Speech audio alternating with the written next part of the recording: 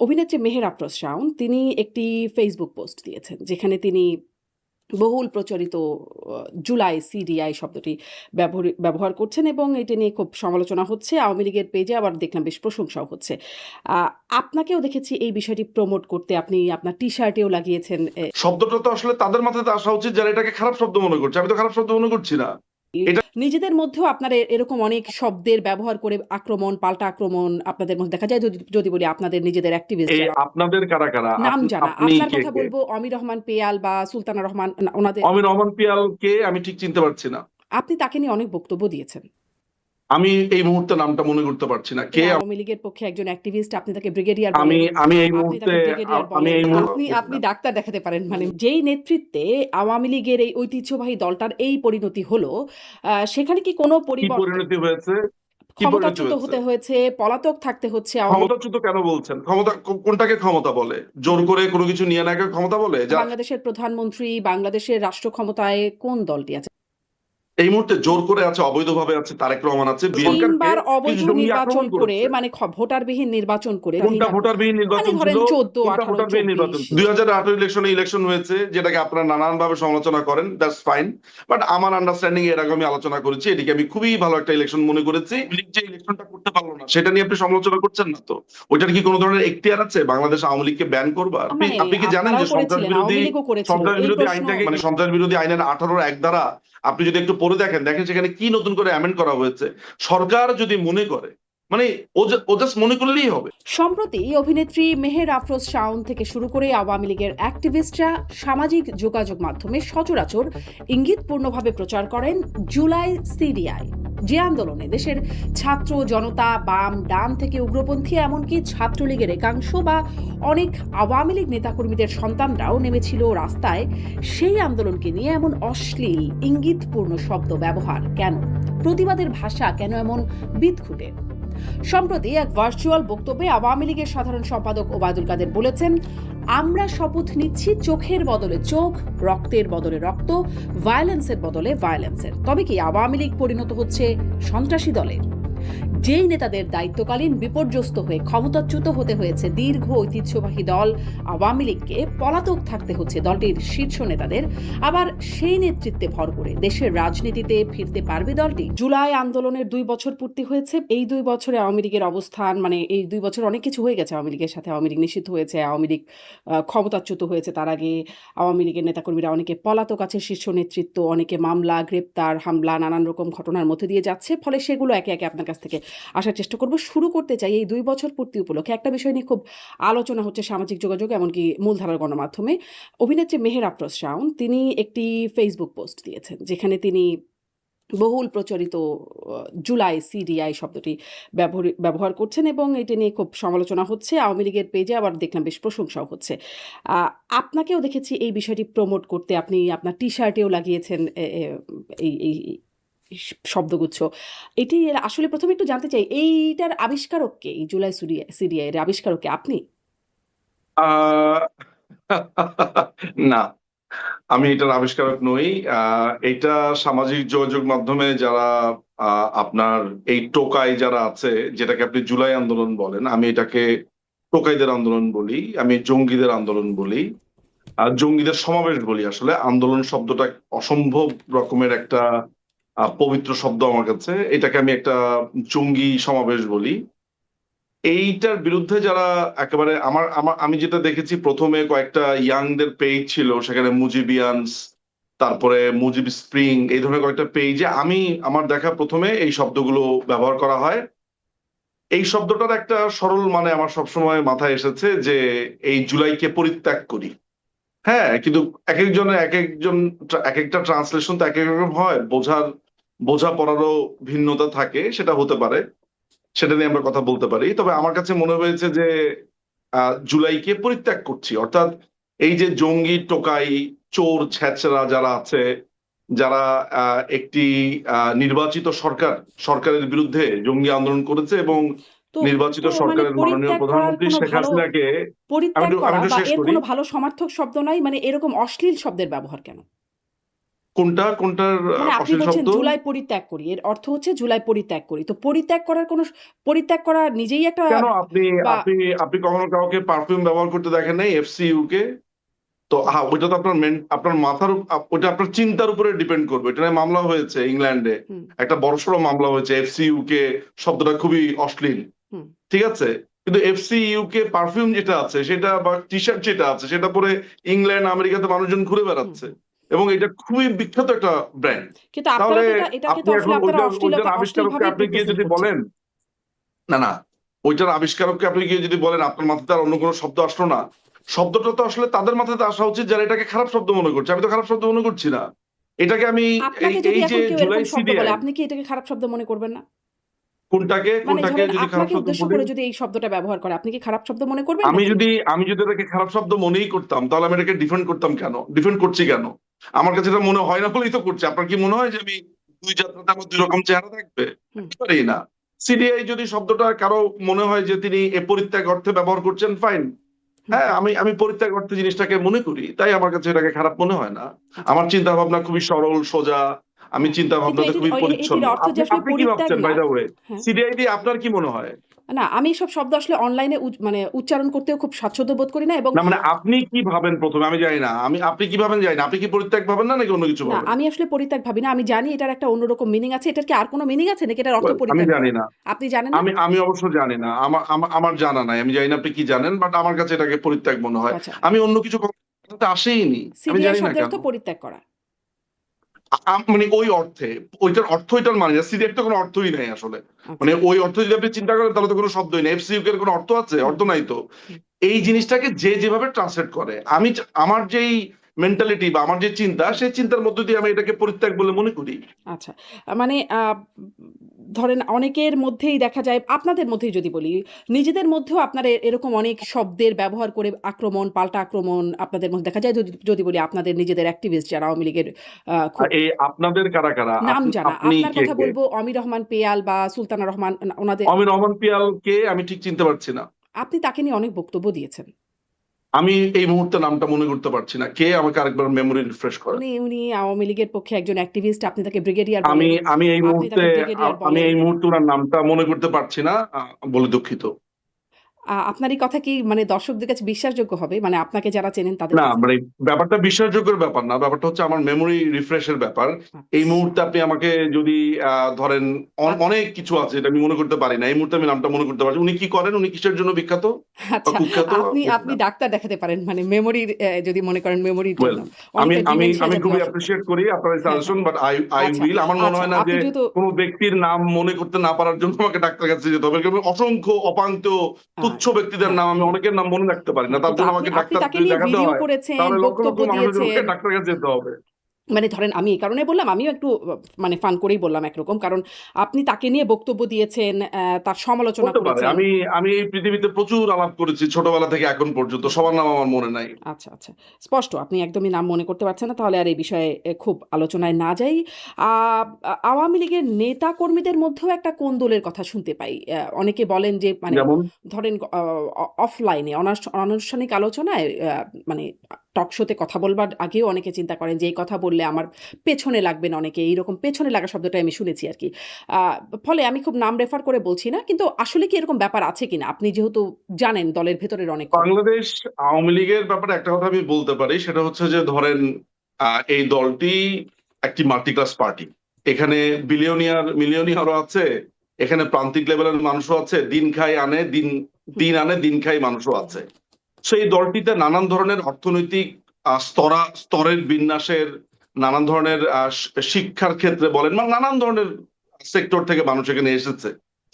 ফলে এই পার্টিটি যেভাবে অপারেট করে বা যেভাবে কাজ করে সেটাকে আপনি ধরেন এভাবে বলতে পারেন যে, ধরেন জামাত ইসলামীর একটা সেন্ট্রাল থেকে নির্দেশ আসলো, সবাই মাথা নিচু করে আজকে সারাদিন বসে থাকবে, তারা মাথা নিচু করে বসে থাকবে। এটা ভালো না খারাপ এটা নিয়ে প্রশ্ন করার সুযোগ নাই। আমি যেটা অন্তপক্ষে আমার অভিজ্ঞতাতে দেখেছি, বাংলাদেশ আওয়ামী লীগ এই দলটা মানুষ কেন করে, যেখানে কথা বলবার স্বাধীনতা রয়েছে। এমনকি মাননীয় প্রধানমন্ত্রী শেখ হাসিনা, তিনি যখন একটা কথা বলেন বা একটা ইস্যু নিয়ে আলোচনা করেন, সেখানেও কিন্তু পাল্টা প্রশ্ন হয় যে আপা এটা কেন করব বা এটা করাটা কি ঠিক হবে। অর্থাৎ এই যে বাক স্বাধীনতা, এই যে প্রশ্ন করবার যে স্পেস, সেটা বাংলাদেশ আওয়ামী লীগে আছে। ফলে আপনি যদি প্রশ্ন করবার স্পেসকে কোন্দল বলেন, আমার কাছে মনে হয় সেটা খুব বেশি বেশি হয়ে যাচ্ছে আর কি। মানে আমার কাছে মনে হয় যে চিন্তার ভিন্নতা কোন্দল হতে পারে না। আচ্ছা, আপনি তাহলে কোন্দল কাকে বলি? আপনি তাহলে হুম। মনে করেন আওয়ামী লীগের নেতৃত্বের মধ্যে কোনো কোন্দল নাই, মানে বিভিন্ন পর্যায়ের নেতৃত্বে? Definitely not. আমি এটাকে, এই একটা ব্যাপার আমি আপনাকে খুবই দায়িত্ব নিয়ে বলতে পারি, একেবারেই না। স্পষ্ট, আপনার বক্তব্য স্পষ্ট। কিন্তু যেই নেতৃত্বে আওয়ামী লীগের এই ঐতিহ্যবাহী দলটার এই পরিণতি হলো, সেখানে কি কোনো কি পরিবর্তন? পরিণতি হয়েছে? কি পরিণতি ক্ষমতাচ্যুত হয়েছে? হতে হয়েছে, পলাতক থাকতে হচ্ছে আওয়ামী ক্ষমতা লীগ। ক্ষমতাচ্যুত ক্ষমতাচ্যুত হতে হয়নি তো, এটা আপনি ভাবছেন। একটা জঙ্গি আক্রমণে যদি মানে মাননীয় প্রধানমন্ত্রীকে নিরাপদ স্থানে আনা হয়, এই স্ট্রাগল পিরিয়ডটাকে আপনি যদি এইভাবে বলতে চান ক্ষমতাচ্যুত, তাহলে আপনি বলতে পারেন। হুম। আমি বরঞ্চ বলবো যে বাংলাদেশ আওয়ামী লীগ এখন সংগ্রামরত রয়েছে, পবিত্র সংগ্রামে রত রয়েছে। তাহলেও মানে ক্ষমতাচ্যুত নাকি ক্ষমতায় আছে এখনো? যেমন মুক্তিযুদ্ধ, এটা একটি পবিত্র সংগ্রাম ছিল। হুম। ফ্রেঞ্চ বিপ্লব একটা সংগ্রাম ছিল। এরকম অসংখ্য বিপ্লবের নাম মানে আমি আওয়ামী আপনাকে লীগ কি বলতে পারি। তাহলে ভিয়েতনাম ক্ষমতায় আছে হওয়ার একটা আপনার সংগ্রাম ছিল। আপনার চোখে? মানে আপনি, আমরা সংগ্রামে রত রয়েছি। হ্যাঁ, আমরা এই জঙ্গিদেরকে হটিয়ে আবার এই দেশটাকে স্বাধীন করতে চাই। আমরা একটা সংগ্রামে রত রয়েছি। সংগ্রামের অত নিশ্চয়ই, সেটিতে কোনো সমস্যা নাই। কিন্তু আপনারা তো মানে আওয়ামী লীগ তো ক্ষমতাচ্যুত হয়েছে। আওয়ামী লীগ রাষ্ট্র ক্ষমতায় ছিল। ক্ষমতাচ্যুত কেন বলছেন? ক্ষমতা কোনটাকে ক্ষমতা বলে? জোর করে কোনো কিছু নিয়ে নেওয়াকে ক্ষমতা বলে? তার মানে আমরা ক্ষমতাচ্যুত যদি হয়েছি, অন্য কেউ ক্ষমতাতে আছে। তো যারা জোর করে ক্ষমতা নেয়, ওইটা ক্ষমতা? ওইটাকে আপনার ক্ষমতা মনে হয়? নাকি তাহলে ওটাও বলেন। আপনি তাহলে এইভাবে বলেন, আপনারা ক্ষমতাচ্যুত হয়েছেন, যারা জোর করে ক্ষমতা নিয়েছেন তার কথা বলেন। তাহলে তাহলে আমি জিনিসটা একটু ডিফারেন্টটা হোক। কিন্তু আপনি যেটা বলছেন, তাদের মনে হয় যে আমাদের ক্ষমতা চলে গেছে, আমাদের আমাদের আমরা খুবই মানে ছেড়ে এখন দিয়েছি আসলে ব্যাপারটা। বাংলাদেশের শাসনভার জোর কাদের করে হাতে? একটা যদি জঙ্গি জিজ্ঞাসা আক্রমণ করি হয়েছে। আপনার কাছে হুম, বাংলাদেশের বলেন। শাসনভার, বাংলাদেশের প্রধানমন্ত্রী, বাংলাদেশের রাষ্ট্র ক্ষমতায় কোন দলটি আছে? শাসন করছে কারা? এই মুহূর্তে জোর করে আছে, অবৈধভাবে আছে তারেক রহমান, আছে বিএনপির, জাতীয়তাবাদী দল, বাংলাদেশ জাতীয়তাবাদী দল বা বিএনপি। তারা এই মুহূর্তে অবৈধভাবে ক্ষমতা দখল করে আছে, এবং আরেকটা অবৈধ ক্ষমতা দখলদারি ছিল হচ্ছে ইউনূস, তার থেকে সেটা পেয়েছে একটা অবৈধ নির্বাচনের মাধ্যমে। হুম। কিন্তু ধরেন আপনি বলছেন সেটি, কিন্তু দেশীয় আন্তর্জাতিক স্বীকৃতি তাদের আছে। ধরেন যেই দেশটিতে আপনার নেত্রী আশ্রিত আছেন, সেই দেশটিও তাদেরকে শুভেচ্ছা জানাচ্ছেন, অভিনন্দন জানাচ্ছেন, স্বীকৃতি, দেশি বিদেশে আন্তর্জাতিকভাবে স্বীকৃতি আছে।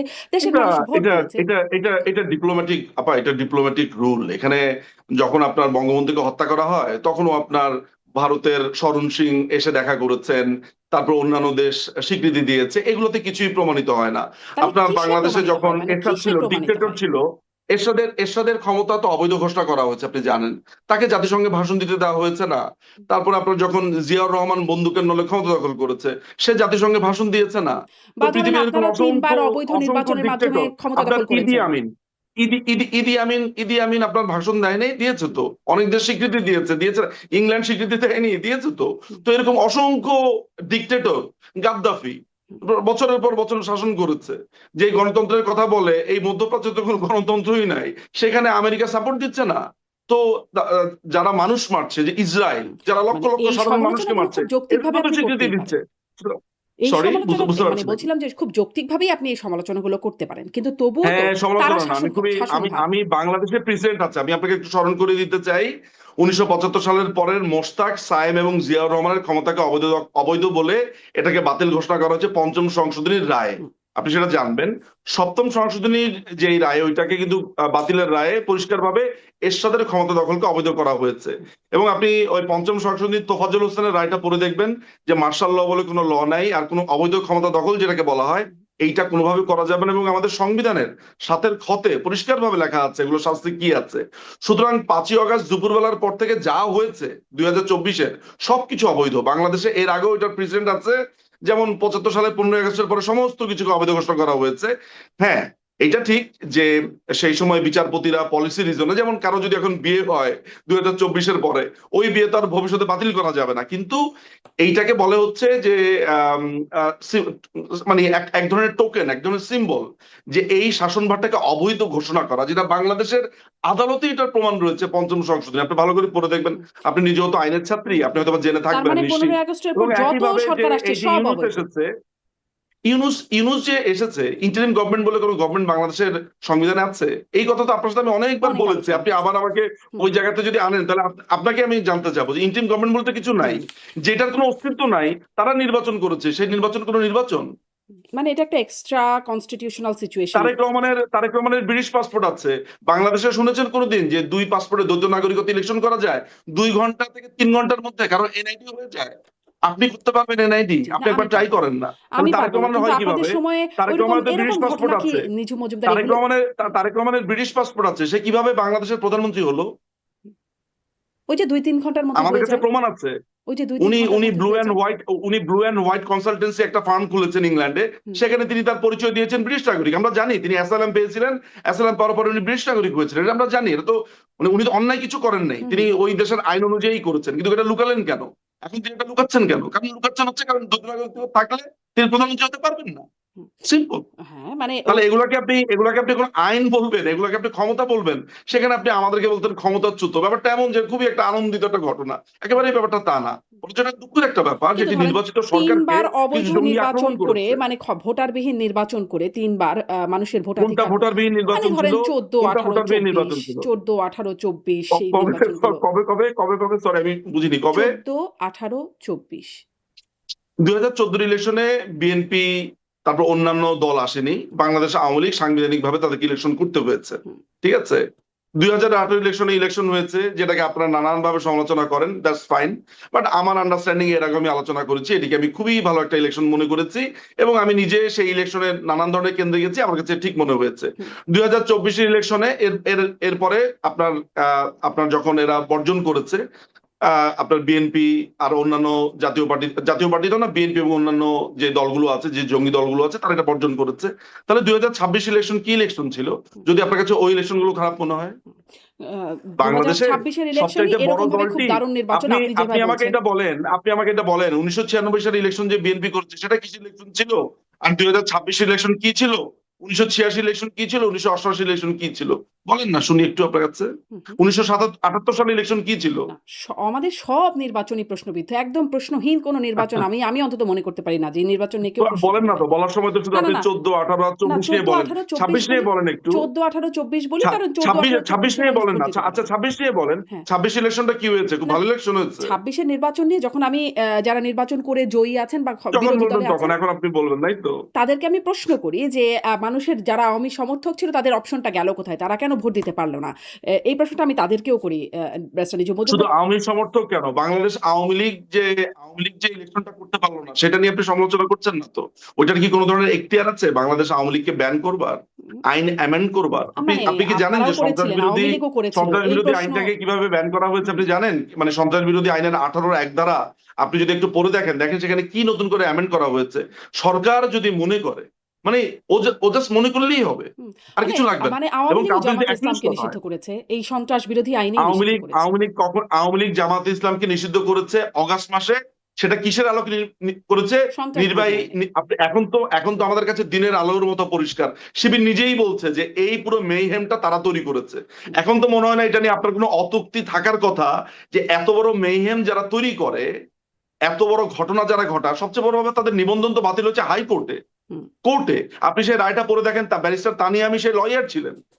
হুম। আপনি দেখেন সেখানে ওটা তো তাদের নিবন্ধন আপনাকে ওই বাতিল রায়টা তো হয়েছিল। পড়তে হবে। বাংলাদেশ আওয়ামী লীগ কোন নির্বাহী আদেশে এত বছর ধরে তাদের উপরে প্রেশার ছিল।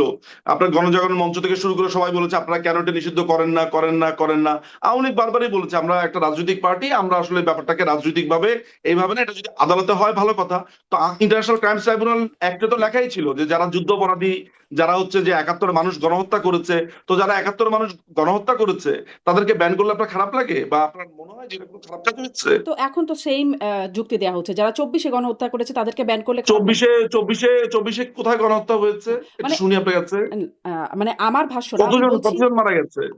জাতিসংঘ হ্যাঁ, বলছে ১৪০০ জন, জাতিসংঘ বলছে ১৪০০ জন। জাতিসংঘ হ্যাঁ, বলেছে 14 জন। জাতিসংঘ যে 1400 জন গণহত্যা বলেছে শব্দটা আমরা নিয়ে সেটা অনেক রিভার্টাল মানে করেছি। গণহত্যা শব্দটা নিয়ে আমরা আপুদের সেটা জায়গা রিভার্টাল থাকতেই করেছি। পারে। সরকারি যে গেজেট সেখানে বলা আছে 844 জন। হুম, তার মধ্যে 66 জন ফেরত এসেছে আবার। হুম, এর আচ্ছা, মধ্যে 100 জনের কথা, 100 জন মানে প্রথম আলোর যে রিপোর্টে সেখানে বিভিন্ন মানুষ বিভিন্ন সময় ফেরত আসছে। হুম, 844 জন, আচ্ছা আমি ধরে নিচ্ছি আপনার কথা, 844 জন।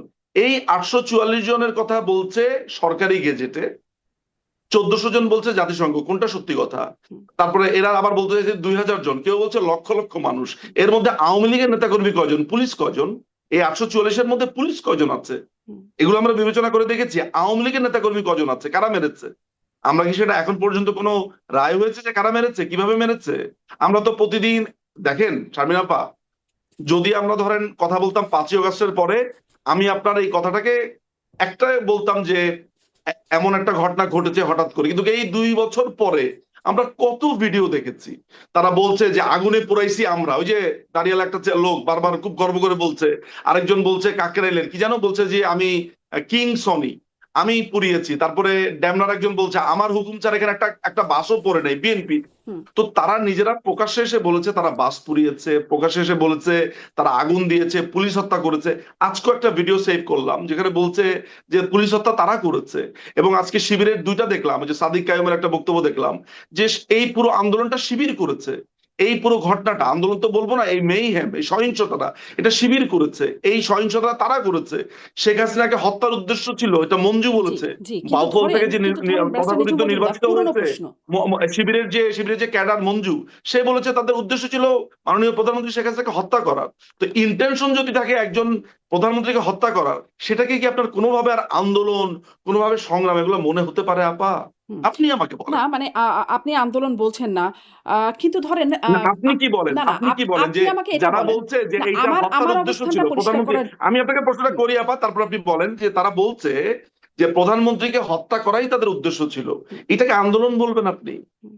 নাকি না, আপনি বলবেন যে কিছু নিরীহ ছাত্রছাত্রীদেরকে না নিশ্চয়ই, ভুল নিশ্চয়ই। বুঝিয়ে রাস্তাতে নিয়ে আসা হয়েছে? হত্যা করা কোনো মহৎ উদ্দেশ্য হতে পারে না। কিন্তু ধরেন এই কথাটা যদি তাহলে আপনাকে এটাকে প্রশ্ন করি, আন্দোলন বলা যায়? আপনাকে আমি যখন এই আন্দোলন প্রশ্নটা বলা করি যায়? যে এরকম আপনি যেটাকে মেহ্যাম বলছেন, নানান রকম আখ্যায়িত করছেন যে আমি নানান বলছি, রকম আপনি হামলা। কি বলছেন? এটাকে মেহের মনে হয় আমি না আপনার এটাকে কাছে নাকি? আন্দোলন বলছি যে এটা একটা আন্দোলন হয়েছে। আন্দোলন বলেন, কেন আন্দোলন বলেন? যেখানে বলা হয়েছে যে প্রধানমন্ত্রীকে মারাটাই তাদের উদ্দেশ্য ছিল, তো যেখানে বলছে তারা তারা স্নাইপার এনেছে। লস্করে তৈয়বার যে মোজাম্মেল হাশমি, সে বলেছে যে এই আন্দোলনে তারা ছিল। আপনি সেটা কেন বলছেন না? তাহলে এটা আন্দোলন কেমনে হয় যে নিশ্চয়ই লস্করে তৈয়বার মতো একটা সন্ত্রাসী সংগঠন জি, নিশ্চয়ই। এখানে বাংলাদেশে অনেক পক্ষ বাংলাদেশে আছে। এসেছে, এটা কিভাবে হয়? ব্যারিস্টার নিজু সরি, মজুমদার আমাদের কাছে অনেক কিছু এখন অস্পষ্ট। কিন্তু এখানে অনেক কিছু যে আছে সে ব্যাপারে আপনার কাছে শুধু অস্পষ্ট আমি যখন বলি তখন, না, না, আর না। বাকি সব কথা আপনি যখন না আওয়ামী ব্যারিস্টার নিজু লীগের কাছে মজুমদার বলেন, আপনি যদি আপনার কাছে মনে হয় দিনের মতো ফকফকা। আপনার এটা যদি কেমন কথা? আমার অবস্থানটাই এত আপনার কাছে গুরুত্বপূর্ণ মনে হয়, আপনি আমার সবগুলো অনুষ্ঠান দেখবেন তাহলে আপনি মনে হয় আমার অবস্থানটা আ আমি বুঝতেও তো পারেন, আসলে না আপনাকে বুঝলেও অন্য সমস্যা নাই। অনুষ্ঠান দিয়ে বিবেচনা করব না। হ্যাঁ, আমি করবো যে আপনি আমাকে কি প্রশ্ন করছেন আর কি ব্যাখ্যা আমি দিচ্ছেন। সবসময় এখন মনে করেন যে আমি ব্যাপারটা আমি এমন যে আমার উনি অতীতে অতিথিকে অনেক ভালো কাজ করেছেন। হ্যাঁ, না না, আমি যদি অতীতে 10টা ভালো কাজ করি আর একজনকে গিয়ে একটা ল্যাং মেরে ফেলে দেই, আপনি এটা বলতে পারবেন না একটা ল্যাং মেরে ফেলে দিতে কি হয়েছে? উনি তো 10 জনকে ল্যাং থেকে উঠিয়েছেন। হুম, হুম। এটা তো একটা উদাহরণ হতে পারে না, না। না, না। আপনি আমার কাছে আমার এসে এটাকে আমার আন্দোলন বলছেন, উদাহরণটা অন্য ঠিক জায়গাতে মিলল কি না। আন্দোলন ব্যারিস্টার নিজু বলছেন কি মজুমদার বলছেন না, এটা আমি তো কোনো যখন বড় ব্যাপার না। যেই অতিথিকে আমি হ্যাঁ। আমার অতিথি বানাই, সম্মানিত অতিথি হিসেবে যারা আমার সাথে যোগদান করেন, আমি তাদেরকে তাদের অ্যাঙ্গেল থেকে প্রশ্ন করি। আমি আপনার সাথে বসে আওয়ামী লীগের কত উন্নয়ন হয়েছে এই গল্পটা আপনার সাথে বসে করব না। না এটাই না, আমার আমি তো অনুষ্ঠানের সেই একটা উন্নয়নের গল্প আপনার সাথে বা করছিও না। এইরকম কথা একটা হচ্ছে যে প্যাটার্ন আমার আন্দোলন যেটাকে বা বলছেন, না না জঙ্গিরা কে কোথায় আফা, হামলা করলো একটু সেটি আপনার বেসিক সাথে আমার পয়েন্টও আলোচনার আছে। বিষয়বস্তু না। আমি ব্যারিস্টার আপনার মজুমদার সাথে আমরা যদি একমত, না না, আপনার সাথে একমত। এইটা আপনার নিরপেক্ষতা বা আপনার যেই, আমরা এই কারণে তো আপনাকে পছন্দ করি, আপনার প্রোগ্রামগুলোতে পছন্দ করি, আর মানুষ পছন্দ করে, সেটা ঠিক আছে, আমি অ্যাপ্রিসিয়েট করি আপনাকে। তো আমি আপনাকে যেটা বলতে চাচ্ছি যে যেটাকে আপনি আন্দোলন বলছেন, এটা তো ধরেন আমি আছি বলে আপনাকে এটাকে এখন আপনি আন্দোলন বলছেন, আমি নাই বলে বলবেন না, ব্যাপারটা অমন না। না, না, না। আমি ব্যাপারটা আপনি হচ্ছে আছেন যে বলে আমি না। এটি আপনাকে একটা এটা আন্দোলন। বোঝানোর এই চেষ্টা অর্থে করছি। কি নয় ব্যারিস্টার মজুমদার ধরেন আম আ এইখানে দেশে বিদেশে, দেশে বিভিন্ন দেশে আমাদের চেনা জানা অনেক মানুষ দাঁড়িয়েছেন রাস্তায়। আ আ মানে দেশের মধ্যে ছাত্র-ছাত্রী সবাই আপনি পরিচিত প্রত্যেকটা পরিচিত পরিবারে জিজ্ঞেস করবেন কেউ না কেউ পরিচিত মানুষজন দাঁড়িয়েছে। তারা নিজে বা তারা তাদের সন্তানরা, ভাই-বোন, নানা এখন তো তারা তারা ডিজন রাস্তায় করছে, এখন দাঁড়িয়েছে। তো তারা বলছে আগেই ভালো ছিলাম, এখন তো তারা এটাকে আন্দোলন বলছে না, ওই মুহূর্তে তারা বলেছিল বটে। আমি আপনার সাথে একমত, কারণ ওই সময় তো আর বুঝতে পারা যায় নাই, এই সময় এসে ঘটনাটা কি দেখবে। এখন যখন মানুষ দেখছে তখন তো আর ওইখানে যে গেছে, এই যেমন খায়রুল নামে একটা ছেলে আছে, খায়রুল দেওয়ান, যে নিজেকে বলছে যে প্রধানমন্ত্রী বা প্রেসিডেন্ট, আপনি জানেন যে সে বলছে খবরদার জুলাই যোদ্ধা বলবে না, মানুষ পিটাইবো, আমরা কিন্তু বাঁচাইতে পারবো না। ও নিজেই একসময় নিজেকে গর্ব করে বলতো আমি জুলাই যোদ্ধা, হুম, এখন বলছে জুলাইয়ের কথা। এই জায়গায় মেয়ের আফরোজ শাওন হুম। আজকে জুলাইকে পরিত্যাগ করে সে পোস্ট দিয়েছে, শুধু জুলাই পরিত্যাগ এইটা লেখার কারণেই তাকে আজকে কত হামলা মামলা, তার তার ফেসবুক রিপোর্ট করা, কত কিছু হচ্ছে। সুতরাং আমি যে কথাটা বলতে চাই সেটা হচ্ছে যে দেখেন, এটাকে আপনি আন্দোলন বলেন, আমি বলি একটা জঙ্গি আক্রমণ, টোকাইদের আক্রমণ, এটাকে আমি একটা জঙ্গি সমাবেশ বলি। কারণ কেন বলি কথাটা আমি আপনাকে বলি, যেখানে লস্করে তৈয়বা বলছে, যেখানে তারা পুরো ইনভলভ ছিল, আমি বলি নাই, লস্করে তৈয়বা বিরাট বড় পাঠন করে মোজাম্মেল হাসমি, আপনি নিশ্চয়ই এটা দেখেছেন, দেখেছি। আমি আপনি দেখেছেন, তাহলে এটাকে আপনি আন্দোলন এখন কিভাবে বলেন? তখন আপনি জানতেন না, পারফেক্টলি ফাইন যে আপনি 5ই আগস্টের পরপর তো এটা জানতে পারেন নাই, পরে যখন জানলেন তখন তো আপনার নিজেরই এটা চিন্তা করা উচিত, হ্যাঁ হ্যাঁ, কাকে আমি আন্দোলন বললাম এতদিন ধরে, না কাকে আমি বললাম যে না, এটা তাদের কারোর প্রধানমন্ত্রীর কণ্ঠ। সম্পৃক্ততা নাই সেটি তো না, হ্যাঁ, কিন্তু সাধারণ আপামর মানুষের সম্পৃক্ততার কথা আমি বলছি। যখন সাধারণ আপামর মানুষের সম্পৃক্ত থাকে, তাদের মধ্যে তখন তারা জঙ্গি ভুল আছে, করে গেছে, সন্ত্রাসী আছে, তারা নিশ্চয় তাদেরও আছে সম্পৃক্ততা, কিন্তু তাই বলে এটা সাধারণ তাদেরই সাধারণ আন্দোলন আমি সেটি একটা কি কথা করে বলি, হতে পারে? সাধারণ মানুষ কি মনে করেছে, আমরা তো অ্যাপ্রিসিয়েট করি, সাধারণ মানুষ মনে করেছে যে একটা অন্যায় হচ্ছে, তাই তারা অনেকেই রাস্তায় এসেছে, আমি তো এটা তো আমি অস্বীকার করছি না, হুম। আমি স্বীকার করছি অনেক জায়গাতে এটা হয়েছে, কিন্তু বেশিরভাগই তো এটা ক্যাপচার্ড বাই জামাত শিবির জঙ্গি এরা, সাধারণ মানুষ তো বুঝেছে পরে, যখন তারা বুঝেছে তখন তারা এটাকে আন্দোলন বলছে না, তারা বলছে আগেই ভালো ছিলাম, আগেই ভালো ছিলাম মানে কি, মাননীয় প্রধানমন্ত্রী শেখ হাসিনা আওয়ামী লীগের আমলে ভালো ছিল, ফলে তারা যেটা গেছে তারা লজ্জিত, লজ্জিত, কিন্তু ভোট ঠিক না, দিয়ে তো এটা তারাও এটা প্রমাণ করলো বলছে না। না, সুতরাং তাদের যে চিন্তা ভোট সেটার প্রতি দিয়ে তো সম্মান এটা জানিয়ে প্রমাণ, এটাকে আন্দোলন ভোটে বলা তো যায় এটা না। প্রমাণ হলো না যে তারা লজ্জিত বা তারা আসলে মানে কি বলেন আপনি, সারাক্ষণ তো আমি টিভিতে তাই দেখি, আমি তো মোটামুটি ফেসবুকে, আপনি যদি বলেন বাংলাদেশের যারা এই যে এই টিভি চ্যানেলগুলো আছে ওগুলোর কথা বাদ দেন, তারা তো আপনি আপনি যে সাংবাদিক ছিলেন আছেনও, আপনি আপনি জানেন যে হাউ ইট ওয়ার্কস, আপনি জানেন যে নাজরিন মুন্নি আমাকে ফোন করে বলেছেন যে সালাউদ্দিনের ভয়ে সে যেতে পারে না, আমি যাতে সালাউদ্দিনকে নিয়ে একটা ব্লগ বানাই, তা আমি নাজরিন মুন্নিকে বললাম যে কি হয়েছে বলেন তো, বলে যে তার ভয়ে আমি টিভিতে যেতে পারি না, ডিবিসি না কোথায় যেন তিনি চাকরি করতেন 71 ছেড়ে, কি ঘটনা, তিনি আমাকে বললেন যে সালাউদ্দিন তাকে ফোন করে তাকে থ্রেট দেয়, এবং ওই টিভিতে তাকে থ্রেট দেয়। এখন সালাউদ্দিন কেন, এই যে কোন বিএনপি যে এখন সালাউদ্দিন? স্বরাষ্ট্রমন্ত্রী, ও আচ্ছা। বিএনপি স্বরাষ্ট্রমন্ত্রী সালাউদ্দিন আহমেদ, নাজরিন মুন্নি আমাকে নিজে ফোন করে বলেছেন ভাই আমাদেরকে আপনারা কবে আসবেন একটু বলেন, একটু বাঁচান আমাদেরকে। তা আমি বললাম যে কেন, আপনি তো তখন লাল আন্দোলনে যোগ দিয়েছেন, তার পক্ষে বলেছেন, বলে ভাই এগুলো বলে আর লজ্জা দিয়েন না, এই সালাউদ্দিনের ভয় তো চাকরি করতে পারবো না ভাই। এই নাজরিন মুন্নি আমাকে এটা ফোন করে বলেছেন, আমি একদম প্রকাশ্যে বলেছি, তাহলে কি মানে লাইভে বলছি। এটা, তাহলে কি হ্যাঁ, বিষয়টা এরকম যে ফুটন্ত তাওয়া থেকে জ্বলন্ত উনুনে একদল মানুষ পড়েছেন, মানে না, আমি বলবো পড়েছেন? যে শীতল সুন্দর আবহাওয়া থেকে মানুষ আগুনে পড়েছে। শীতল সুন্দর আপনি ফুটন্ত আবহাওয়াতে আগুন সবাই কেন বলছেন, সবাই আওয়ামী লীগ নেমে তো গেল। ছিল শীতল চমৎকার সুন্দর আর্দ্র আবহাওয়া। হ্যাঁ, আচ্ছা, শীতল চমৎকার সুন্দর আবহাওয়া থেকে মানুষ একদম মানে তখন কেন তারা লাল হয়ে গেল? তখন কেন তারা রাস্তায় নামলো এত শীতল সুন্দর আবহাওয়া থাকলে? সেই প্রশ্নটা আপনি অবশ্যই আপনারা ভুল বুঝেছে, আপনি আপনি আপনার জীবনে অনেক সময় ভুল বুঝেছেন না, অনেক অনেক কাজ করে ফেলেছেন, পরে আপনার মনে হচ্ছে না এটা কি করলাম, ওরকমই একটা ঘটনা ঘটেছে। সেই ক্ষেত্রে আপনার যে ভুল বোঝা, সেই ভুল বোঝাকে আমি দোষ দিতে পারি না, কারণ আপনি আপনি ডিরেইলড হয়েছেন বাই জামাত শিবির, হুম, মানে আমি আপনাকে দিয়ে, মানে আপনি যদি জনগণ হন আর কি, আচ্ছা। সেই অর্থে কিন্তু বলছি আমি একটু কথাটা, আপনার কাছে এই যে প্রশ্নটা করতে চাই। ধরেন জামাত শিবির বা এই আন্দোলনে বিএনপিও ছিল, তারাও দাবি করে মানে তারা আসলে কি করতে পারত? আপনি মানে তাদের নির্বাচিত হবার কোনো সুযোগ সম্ভাবনা কিছুই রাখা হয়েছিল না। মানে অবশ্যই ছিল, একের পর এক ১৪ তে হলো না, অবশ্যই ছিল, ১৮ তে তারা বিশ্বাস করে অবশ্যই এসেছিল। ছিল। ১৮ তে বিশ্বাস করে এসেছিল। কিন্তু ১৮ এর পরিণতি দেখা গেছে। ২৪ এও হলো না। এরপরে কখনো হবে বলে সেই আভাসও দেখা যায় ইলেকশনে না। কি হয়েছে কেন বলছেন আমি জানি না, এটা নিলে তো আবার আরেকটা প্রোগ্রাম করতে হবে, তবে আপনি যেটা বলছেন সেটাকে আমি কমপ্লিটলি ডিনাই করি। আমি মনে করি যে আমাদের সামনে যেখানে 2026-এর মাগরিবের ইলেকশন আছে, সেইটা দেখার পরে আপনার মনে হয় না 18 নিয়ে প্রশ্ন করা উচিত, আপনার 14 নিয়ে প্রশ্ন করা উচিত। তখন যুদ্ধাপরাধীদের বিচার হচ্ছিল, ওই যুদ্ধাপরাধীরা বলছে যে তারা ইলেকশনে আসবে না, তাদের কি ইলেকশনে আনার জন্য পায়ে ধরতে হবে? আপনি হয়তো বা জানেন না যে ব্রিটিশ হাই কমিশন অনেক চেষ্টা করেছিল, তারেক রহমান ইলেকশনে আসতে চেয়েছিল, তারেক রহমান কথা বলতে চেয়েছিল, আপনি জানেন না, অনেক ঘটনাই আমি আপনাকে বলি, আমরা তো এই সারফেস, আপনিও জানেন হয়তো, অনেক সময় বলেন বলেন না, কিন্তু আমি আপনাকে বলছি, ইলেকশনে জামাত ইসলামী আসতে চেয়েছিল, বিএনপি আসতে চেয়েছিল, 2024 ইলেকশন আসতে চেয়েছিল, হুম। আমাদের কাছে সেগুলোর যথেষ্ট প্রুফ আছে, এগুলোর সামনে আসবে, আমরা তো শ্বেতপত্র তো প্রকাশ করবো, তারপর কি কারা কারা হলো? কি কেন বলেছে আসলো না না? বলেছে, এখন বিএনপি, আমরা সমস্ত জামাত কিছু সবাই প্রকাশ আসতে করবো চেয়েছিল এগুলা। কিন্তু কেন আসলো না? আমরা তো তাদেরকে দাওয়াত করে আনবো না, তারা নানান ধরনের শর্ত দিচ্ছে, আমরা আমাদের পরিষ্কার ভাবে বলা ছিল যে ইলেকশনে আসবেন নির্বাচন কমিশনের নিয়ম মেনে, আমরা ভাই এখানে আপনাদেরকে শর্ত মানার না মানার কেউ না, কারণ মাননীয় প্রধানমন্ত্রী খালেদা জিয়ার সাথে ইতিমধ্যে আপনি জানেন 45 মিনিটের একটা দীর্ঘ আলাপ হয়েছিল 2014 ইলেকশনের সময়, তিনি তাকে বলেছেন যে চলেন আমরা সবাই মিলে সব দল থেকে আমরা প্রতিনিধি নিয়োগ করে আমরা ইলেকশনটা করি। খালেদা জিয়া তখন বলেছিলেন অসহযোগ আন্দোলন চলছে, এটা চলবে, তিনি হরতাল বন্ধ করবেন না।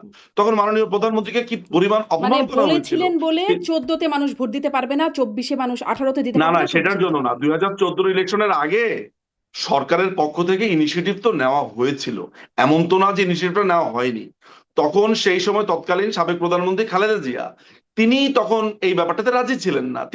তিনি বলেছেন যে হরতাল চলবে, আমি নেগোসিয়েশন ওই হরতাল রাখা অবস্থায় করব। প্লাস আপনারা তো সেই কনভারসেশনটা শুনেছি। শুনেছেন কি হয়েছে না হয়েছে, যদিও সেটা কোনো আদালতে প্রমাণিত না সেই কনভারসেশন, বাট আমি রেফার করলাম, আপনি এটা ডিনাই করতে পারেন যেটা ওনাদের কনভারসেশন না, না, সেটা এটা আলাদা তাদের কথা। কনভারসেশন, কিন্তু কেউ আমি ডিনাই যদি এটা করেনি। বলি যে তারা কনভারসেশন করেছেন, সেখানে গভর্নমেন্টের পক্ষ থেকে ইনিশিয়েটিভ ছিল। 2018 ইলেকশনের সময় যে ইলেকশনটা হয়েছে, সেই ইলেকশনের সময় বিকাল 4টা পর্যন্ত মির্জা ফখরুল ইসলাম আলমগীর নিজে বলেছেন যে চমৎকার ইলেকশন হচ্ছে, সুষ্ঠু ইলেকশন হচ্ছে। উনি 4টার পর থেকে বলা শুরু করলেন যে না, 4টা মানি পর্যন্ত না, না, মানি না। সম্ভবত তার আগ পর্যন্ত, 12টা বা তার আগ পর্যন্ত কখন, আমি কটা ঠিক মনে পর্যন্ত? করতে পারছি না, তবে 4টা পর্যন্ত না, মানে আপনি ফার্স্ট যেটা হাফে। মনে করতে পারেন না, কিন্তু আপনি সেটা ডিনাই করে হ্যাঁ, বসে আছেন। আমি তো আপনাকে তার সময়টা বলছি যে আচ্ছা, চারটা আচ্ছা, যদি চারটা আপনি বছর তিনি আপনি যদি বলেছেন দায়িত্ব নিয়ে সেটা। বলেন তাহলে ঠিক আছে, মানে আমার আমি আমার দায়িত্ব যতটুকু নিয়ে মনে বলছি, পড়ে তিনি যে তিনি বলেছেন যে ইলেকশন সুন্দর হচ্ছে, চমৎকার হচ্ছে। হুম, তো তারা ইলেকশন চমৎকার সুন্দর হওয়ার পরে, এবং এই ইলেকশনটা যদি খারাপই হয়, এটা যদি ধরেন আমরা অবৈধ যেটাকে বলা হচ্ছে যে ইলেকশন হয় নাই, তাহলে বিএনপি শপথ নিল কেন? রুমিন ফারহানা আপনার এমপি হলো কেন? হুম, হারুনুর রশিদ এমপি হলো কেন? তারা তো এই ইলেকশনটাকে মেনেই এসেছে। জি, জি, তো এটা নিয়ে অনেক ইলেকশন যদি আলোচনা হয়েছে। নাই হয়, হুম। তারা শপথ নিল কেন? আপনি এটা নিয়ে আমাকে এই কথা বলেন। এটা নিয়ে অনেক প্রশ্ন তাদেরকেও আমরা করেছি যে এই প্রশ্নটার উত্তর কি? তারা তাদের একটা ব্যাখ্যা রাইট। দিয়েছেন। তবে সুতরাং যেখানে যেখানে বিরোধী দল বলছে ইলেকশন ঠিক আছে, সেখানে আপনি বলছেন ঠিক না, নাই, আমি বিরোধী ঠিক দল বলে বুঝতে নাই পারলাম না ঠিক কেন। আছে। মির্জা ফখরুল ইসলাম আলমগীর বিরোধী দল একটা ঠিক, বিরোধী একটা দল সময় ট্যাসিটলি পর্যন্ত বলেছে, কারণ তারা সংসদে গেছে। সংসদে গেছে, তারা ফ্ল্যাটও চেয়েছে। রুমিন ফারহানা ফ্ল্যাট চায়নি, চেয়েছে তো, এবং সেটার জন্য সে অবশ্যই তার রাইট আছে চাওয়ার, ওইটাকে আমি ট্রল করছি না। আমি এটা প্রমাণ করছি বা বলছি যে বিএনপি যদি এই ইলেকশনকে বর্জন করত, তাহলে তারা বলতো যে ইলেকশন মানি না, ইলেকশন হয়নি।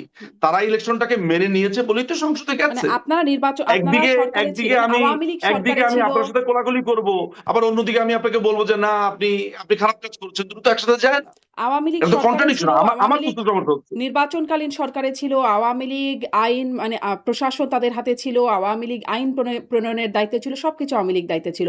আমরা করেছি কিন্তু হয় নাই, এতটুকু কি স্পষ্ট জনগণের ভোটাধিকার থেকে বঞ্চিত করার জন্য? মানে এটা একটা যৌক্তিক ব্যাখ্যা। আর না, আপনি দেখেন এগুলোর তো অনুবাদ নানান ধরনের আছে, নানান ধরনের ট্রান্সলেশন আছে। আমি এটা খুবই অ্যাপ্রিসিয়েট করি যে 18 ইলেকশন নিয়ে আমরা তর্কাতর্কি করতে পারবো। এমনকি যে ধরেন যে এইসব জায়গাতে প্রবলেম হয়েছে বলে আমরা দেখেছি, শুনেছি, হুম, সেসব নিয়ে দিনের পর দিন, রাতের পর রাত আমরা কথা বলতে পারবো। কিন্তু এইটাকে একেবারে আপনি খারিজ করে দিচ্ছেন, 18 ইলেকশন কোনো ইলেকশনই না, হুম। আর 14 ইলেকশনে কেউ আসেনি বলে ইলেকশনই না, এইটাকে আমি মানতে নারাজ। আমার কিন্তু বোঝাপড়াতে মনে হয় একটু আমাদের এদিক সেদিক হচ্ছে। আমিও আমিও কিন্তু আপনার সাথে তর্ক করতে রাজি। আপনি যে অভিযোগগুলো তুলেছেন, যে অভিযোগগুলো এনেছেন, সেগুলো নিয়ে কথা বলা তো উচিত। আমার কথাই ঠিক, আপনার কথাই ঠিক না, এটা না। এইভাবে কথাও বলতে চাই না। আমি আপনার কথাটাকে খুবই অনবোর্ডে নিলাম, শুনলাম, কিন্তু আমি আমার পাল্টা কথা বলেছি যে আমার কাছে মনে হচ্ছে ওই সময় আমি দেশে ছিলাম। জি, আপনার আমার কাছে কাছে তো মনে হয়েছে বলে বাংলাদেশের স্পষ্ট। আওয়ামী লীগের নেতাকর্মীরা অনেকে বলেছেন, আবার ধরেন প্রেস ক্লাব অফ ইন্ডিয়ার সাবেক সভাপতি গৌতম লাহিড়ী তিনিও বলেছেন যে একটা কথোপকথনে তিনিও জানতে পেরেছেন এটি যে মানে খোদ সাবেক প্রধানমন্ত্রীর কাছ থেকে যে তিনি নিজেও এরকম ইলেকশন চান নাই, যেরকম ইলেকশন 18তে হয়েছে শেষ পর্যন্ত। দেখুন, আমি ইতিহাস এভিডেন্স নিয়ে কোনো কথাবার্তা বলবো না। গৌতম লাহিড়ী প্রধানমন্ত্রীর সাথে কথা বলেছেন, প্রধানমন্ত্রী আপনার সাথে গৌতম লাহিড়ী আপনার সাথে কথা বলেছেন, আমার সাথে প্রধানমন্ত্রী কথা বলেছেন এই গত 2 বছরে অসংখ্যবার। তো আমি কথা বলেছি উনার সাথে, কই আমাকে তো এরকম কোনো কথা বলে নাই, শুধু গৌতম লাহিড়ীকে একাই বললো? মানে নির্বাচন প্রসঙ্গে কথা আমারও বললে তো 18 নিশ্চয়ই। ইলেকশন নিয়ে কথা হয়েছে। হুম, মাননীয় প্রধানমন্ত্রী শেখ হাসিনার সাথে তো 18 ইলেকশন নিয়ে আমারও কথা হয়েছে, কই আমাকে তো এরকম কোনো কথা বলেন নাই। হুম। আচ্ছা, একটু মানে নির্বাচনের প্রসঙ্গ থেকে একটু এটাতে যাই যে তাহলে আপনারা মানে মানে আওয়ামী লীগ মনে করছে যে যেই নেতৃত্বের অধীনে এরকম ক্ষমতাচ্যুত বা এইরকম সংগ্রামের আপনার ভাষায় অবস্থায় গিয়ে পড়তে হলো আওয়ামী লীগকে, সেই নেতৃত্বে কোনো রকম পরিবর্তন না এনে বা সেই নেতৃত্ব বহাল থেকেই আপনারা এই সংগ্রাম সফল করতে পারবেন? আর দেখেন, একটা কথা আমি আপনাকে বলি, আপনি হয়তো বা জানবেন, এটা যেহেতু সাংগঠনিক বিষয়, এবং আমি যেহেতু বাংলাদেশ আওয়ামী লীগের আমার কোনো সদস্য পদ নেই, আমি একজন অনুরাগী সমর্থক মাত্র, বাট আমি ইনভলভড এই রাজনীতির সাথে খুবই ওতপ্রোতভাবে, নানান ভাবে। সেই জায়গা থেকে একটা কথা বলতে পারি যে মাননীয় প্রধানমন্ত্রী কিন্তু নির্দেশ দিয়েছেন যে আওয়ামী লীগ অঙ্গ সংগঠন যারা আছে তাদের কমিটিগুলো দিয়ে দেওয়ার জন্য। যখনই কমিটিগুলোর কথা আসছে, তখন কিন্তু নেতৃত্বের পরিবর্তনের ব্যাপারটা আসছে।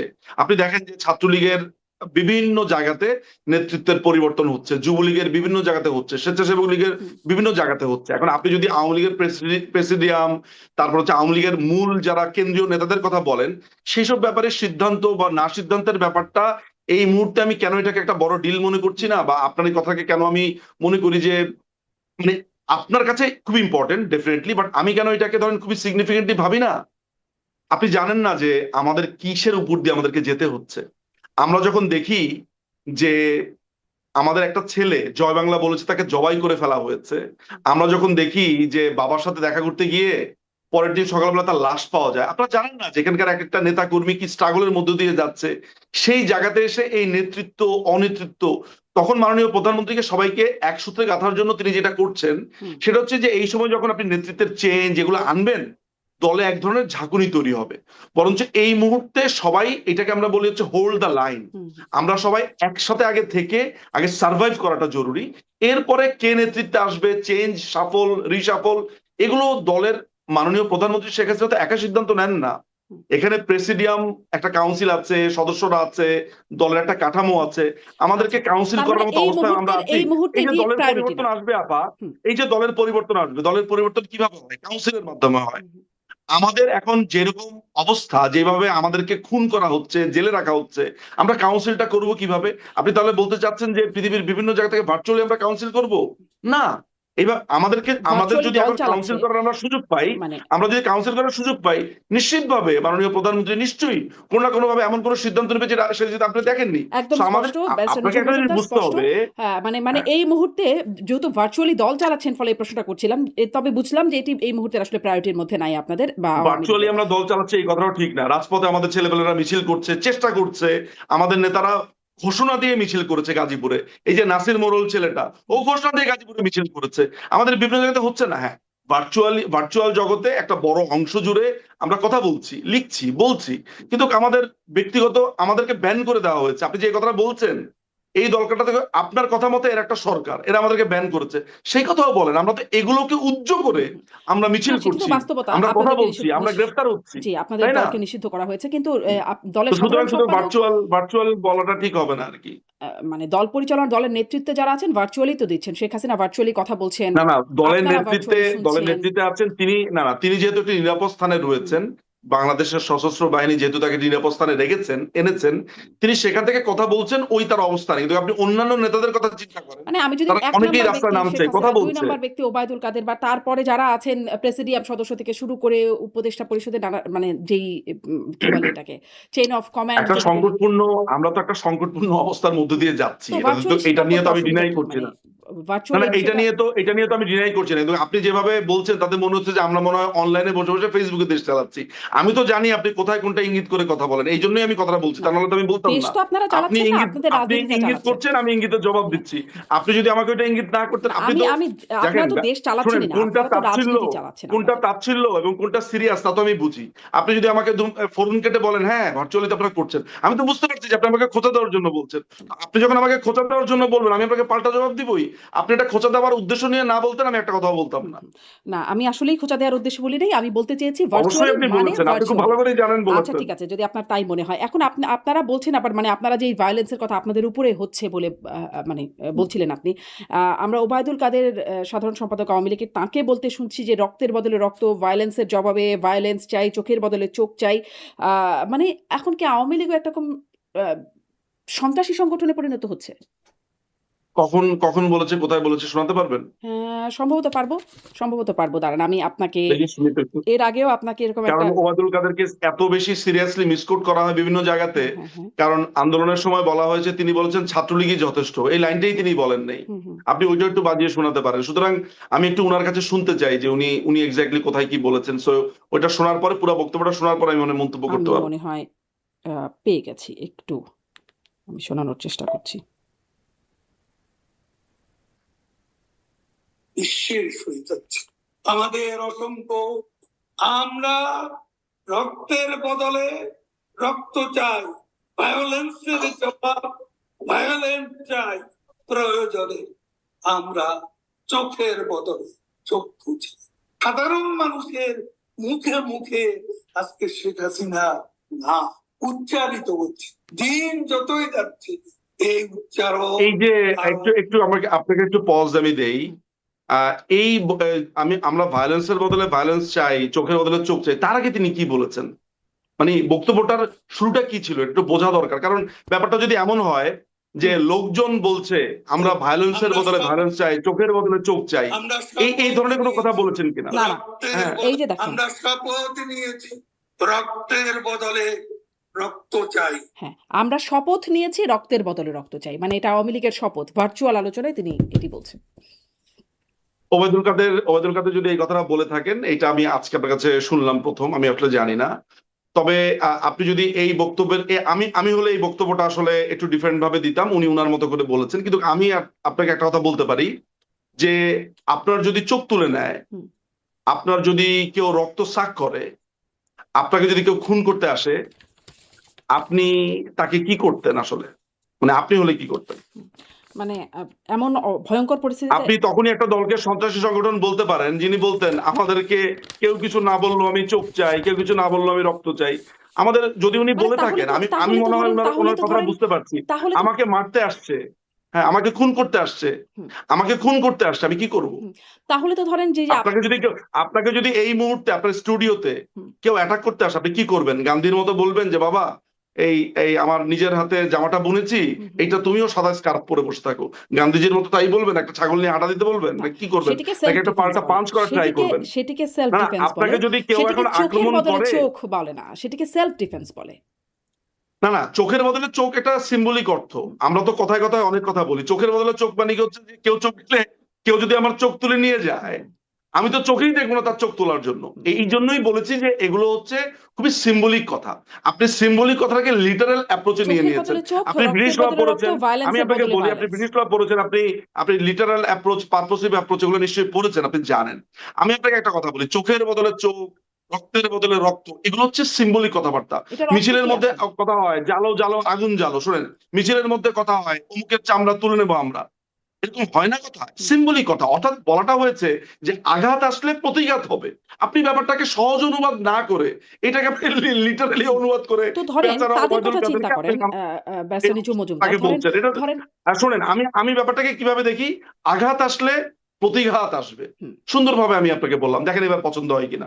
মানে এভাবে বললে হয়তো কথাটা এরকম শোনাতো না, চোখের বদলে চোখ, রক্তের বদলে রক্ত, ভায়োলেন্সের বদলে এটা তো এটা একটা আপা, মিনিং আছে আপনি এত ব্যাসানিজু লিটারালি মজুমদার। নেন, মাঝে মধ্যে আমি মজাই পাই। এটার একটা শোনেন, মিনিং চোখের আছে। বদলে চোখ, চোখের বদলে চোখ, হ্যাঁ। আঘাতের বদলে আঘাত, এগুলো হচ্ছে ঘাত প্রতিঘাত, মানে আঘাতের বদলে প্রতিঘাত। হুম। এখন উনি এই কথাটা বলেছেন, এটা একটা ফ্রেজ, এটা ইডিয়মস এর মতো ধরে আচ্ছা। রাখেন। তো ধরেন প্রচলিত আছে, তাহলে হ্যাঁ, তাহলে তাহলে জালো ধরেন জালো আগুন ব্যারিস্টার জালো, মজুমদার, যা ফুলের একদম মতো স্পষ্ট। পবিত্র, অমুক ভাইয়ের চরিত্র ফুলের মতো এগুলো আছে আমাদের আচ্ছা, আমাদের একদম আমাদের স্পষ্ট আপনি রাজনীতিতে। বলছেন এটা মেটাফর। কিন্তু ধরেন যারা গুম হয়েছেন এতদিন, যারা নানান রকম মামলা, হামলার শিকার হয়েছেন বিরোধী রাজনীতি করার জন্য, সেটি বিএনপি, জামাত বা বিরোধী রাজনীতি করার জন্য, তারা যদি এখন সেই প্রতিঘাত করবার চিন্তা করে বা তারা যদি আক্রমণ করে সেটাকে আপনি আসলে কি বলবেন? তারাও তো ওই একই অবস্থা। 1991 সালে যখন বাংলাদেশ আওয়ামী লীগ বিএনপি এর ইলেকশন করলো, তখন তো এরশাদকে হটিয়ে আমরা তখন একটা নয়া গণতন্ত্র বলেছি, আমরা সেটাকে চালু করেছি। সেইখানে আমাদের 35,000 নেতাকর্মীকে আপনার ওই সময় গ্রেফতার করা হয় উইদিন 2 ইয়ার্স এর মধ্যে। ইন্ডিমনিটি অধ্যাদেশ বাতিল করবে বলে এই কথা দিয়েও তারা গিয়ে তারা করেনি। আমাদের প্রায় ওই প্রথম বছরে আমি যেটা মনে করতে পারি, প্রথম 2 বছরে প্রায় 465 আওয়ামী লীগ নেতা কর্মীকে হত্যা করা হয়েছে। শুরুটা করেছে কে? বিএনপি, তাই না? ওইটা আপনি যদি শুরু করতেই হয়, আপনার যদি শুরু করতেই হয় 1991 থেকে শুরু করতে হবে। আপনি আমাকে ঘাত করেছেন, আমি যদি এটা রিটেলিয়েশন করি অর্থাৎ প্রতিঘাত, নিশ্চয়ই আপনাকে ঘাতের কথাটাও বলতে হবে যে হ্যাঁ 1991 সাল থেকে যদি আমরা নয়া তাহলে কি আপনাদের শতাব্দী শুরু করি প্রতিহিংসা বা বাংলাদেশে, সহিংসতার রাজনীতি, মানে প্রতিহিংসার প্রতিহিংসা, রাজনীতি তাহলে করেছে আওয়ামী লীগ?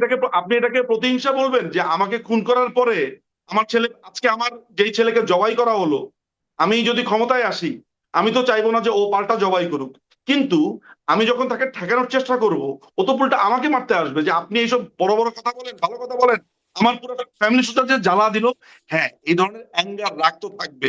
ওবায়দুল কাদের এই কথাটা বলেছেন, আসলেই কি আসলে আমরা চোখের বদলে চোখ দিব, আমরা কি আসলেই রক্তের বদলে রক্ত ব্যারিস্টার নিব? মিঠু যেটা বলা মজুমদার, হচ্ছে আপনি ঘাত কি এই প্রতিঘাত কথাটা আসবে, শুনেছেন যে এগুলো পলিটিক্যাল রেটরিক। আপনি কি এই আপনি কথাটা পলিটিক্যাল শুনেছেন যে রেটরিক। এই যে এই সময় হ্যাঁ, যে আমরা একটা মবের একটা বেশ বিস্তার দেখলাম ডক্টর ইউনূস আমলে, তখন সেটাকে বলা হতো যে মানুষ এতদিন যে নিগৃহীত, নিপীড়িত, নির্যাতিত হয়েছে। মানুষের আপনাকে যে আমি প্রশ্নটা করেছি সেটা জবাবটা দেন না কেন? 91 সালে হুম।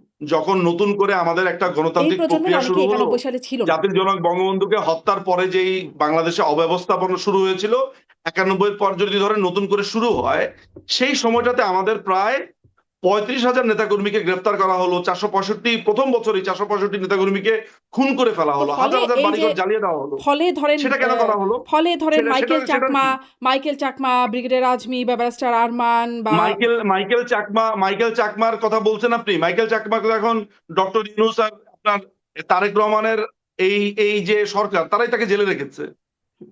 মাইকেল চাকমা কি করতো আপনি জানেন? মাইকেল চাকমা সম্পর্কে আপনার আসলে না, মানে সিরিয়াসলি আমি ধরেন আপনাকে তিনি বলছি, খুব আপনাকে খারাপ আমি ব্যক্তি, তিনি অন্য ধরুন অর্থে না। ধরলাম যে আমি জানি না আসলে। মাইকেল চাকমাকে কোনো গুম করা হয়নি। মাইকেল চাকমা এই দেশকে ভাগ করার জন্য সেনাবাহিনীর উপরে সে তার শান্তি বাহিনী লেলিয়ে দিয়েছিল। মাইকেল চাকমা একটা সন্ত্রাস। সে জুমল্যান্ড করবে, বাংলাদেশের কোনা দিয়ে সে জুমল্যান্ড করবে আমেরিকার টাকা দিয়ে। এগুলো সব তথ্য আমাদের কাছে আছে, আপনাকে আমি প্রমাণ দিতে পারি মাইকেল চাকমারা কি করেছে। কিন্তু সেই প্রমাণ দিয়ে আপনি আপনারা কেন, আপনি আপনি সেই জানেন, প্রমাণ দিয়ে আপনি আপনি জানেন যে আইনের মানুষ, সেই হ্যাঁ, প্রমাণ দিয়ে কেন তাকে বিচারের অধীনস্থ করা হলো না? কেন এতদিন তিনি গুম থাকলেন? মানে আওয়ামী লীগ আমলের কথা তাকে বলছি। তাকে তাকে যে সে যে বলছে সে গুম করা হয়েছে, এটা তো খুবই ডিসপিউটেড কথাবার্তা। তাকে তো এখন জেল অলরেডি দেওয়া হয়েছে। সে শোনেন, আমি আপনাকে বলি, হাসিনুর রহমান যে আছে, তিনি নিজেকে বলছেন তিনি গুম হয়েছেন, বলেন না? হুম। আপনি শুনেন না হুম। তিনি গুম হয়েছেন বলেন? আপনি কি জানেন যে একটি নারীকে রেপ করার কারণে আর্মিতে থাকা অবস্থাতে তাকে তখন কোর্ট মার্শালে নেওয়া হয়। এই কোর্ট মার্শালে নেওয়ার পরে তাকে যখন ওইখানে আটক রাখা হয় গার্ড সেলে, এইটাকে সে বেরোয় বলেছে যে আমাকে গুম করা হয়েছে। আপনি হাসিনুর রহমান যে একজন দণ্ডপ্রাপ্ত আসামি, আপনি জানেন? আপনি ব্যারিস্টার সারোয়ার ভাইকে কখনো জিজ্ঞেস করবেন আপনার সাথে প্রোগ্রাম করলে, উনি ওনার লয়ার ছিল প্রথম দিকে হাসিনুরের। হাসিনুর তো একটা আপাতমস্তক সন্ত্রাসী ছিল। আপনি জানেন যে পয়েন্ট ব্ল্যাঙ্কে গুলি করতো এই পার্বত্য চট্টগ্রামে? এই লোককে এইসব কারণে শাস্তি দেওয়া হয়েছে। এই শাস্তিকে সে বলছে আমাকে গুম করা হয়েছে।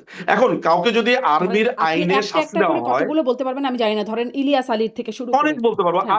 আজমি ফেরত আসার পরে আজমি বলছে যে এটা আমার গামছা। তো 8 বছরের নাকি সে একটা নতুন গামছা, অথচ এটা নিয়েও কথা আছে সে তার্কিতে ছিল। এরকম তারপরে আরমান, হ্যাঁ, এরকম অনেক কথা আছে, পাল্টা আপনি কথা আপনি আছে। এখনো পর্যন্ত এখন আপনার এই যে নাবিলা ইদ্রিস, তাকে দায়িত্ব দেওয়া হয়েছে গুম কমিশনে। আপনি জানেন সে কে? সে প্রতিদিন ফেসবুকে স্ট্যাটাস লেখে যে সে কি করেছে না করেছে, আইন অনুযায়ী সেগুলো করতে পারে, লিখতে পারে। জঙ্গি যে জিয়াউল হক, সেই লোকটা বলেছে যে আমরা সরকারের বিরুদ্ধে কু করেছি 2012 সালে। সে নিজেকে বলছে তাকে গুম করে রাখা হয়েছে। এখন গুমের অবস্থা দেখেন, যেই লোকটা নিজে স্বীকার করছে যে তিনি তিনি সরকারকে পতন করার জন্য 2012 সালে কু করেছিল, সে বলেছে আমাকেও গুম করে রাখা হয়েছিল। চিন্তা করে দেখেন। তো এগুলাই যদি হয় গুমের গুমের মানে ব্যক্তিরা, হুম। তাহলে সেই না, গুম গুমের নিয়ে আসলে আমার প্রত্যেকটা কেস যথেষ্ট বাই কেস আনন্দ আপনি আছে, আপনার সাথে আমি উচ্ছ্বাস আছে। আলোচনা করতে পারবো না, কারণ আমি গুমের প্রত্যেকটা কেস বাই কেস নিয়ে আমি রিসার্চ করি নাই। কিন্তু ধরেন ইলিয়াস আমি আলী থেকে জানি, আপনি আমাকে বলেন, হ্যাঁ, আমি জানি, কারণ এগুলো নিয়ে কাজ করি তো, তাই ইলিয়াস আলী জানি। সম্পর্কেও কি কিছু নাবিলা বলবেন? আমি এগুলো নিয়ে কাজ করি ইলিয়াস তো, আলীর এই গুম যে নিয়ে কিছু এইসব বলবেন? গুম করা হচ্ছে, যেমন এই যে খায়রুল বিএনপি ভাই, নেতা ইলিয়াস আমাদের আলীর যে গুম নিয়ে কিছু র্যাবের বলবেন? র্যাবের আমি বলি র্যাবের ইন্টেলিজেন্সে ছিল খায়রুল ইসলাম, তিনি ডিজিএফআই তেও ছিলেন। আপনি খায়রুল ভাইয়ের সাথে যদি কখনো আপনার কথা হয়, রিসেন্টলি তাহলে আপনি করেছি, দেখবেন। সম্প্রতি করেছি তার আপনি সাথে। প্রোগ্রাম করেছেন, আচ্ছা, তাহলে আপনি নিশ্চয়ই সেখানে আলোচনা হয়েছে। শুনেন, খায়রুল ভাইয়ের সাথে একটা দীর্ঘ দীর্ঘ কনভারসেশন আমি গেছি। হুম। তিনি ওপেন আপ, আপনার সামনে কি বলেছেন না বলেছেন জানি না, আমার সাথে ব্যক্তিগত আলাপচারিতাতে তিনি বলেছেন আয়না ঘর নামে, কারণ আমরা যখন দুজন কথা বলি তখন তো তিনি অনেক কথা বলতেই পারতেন। হুম।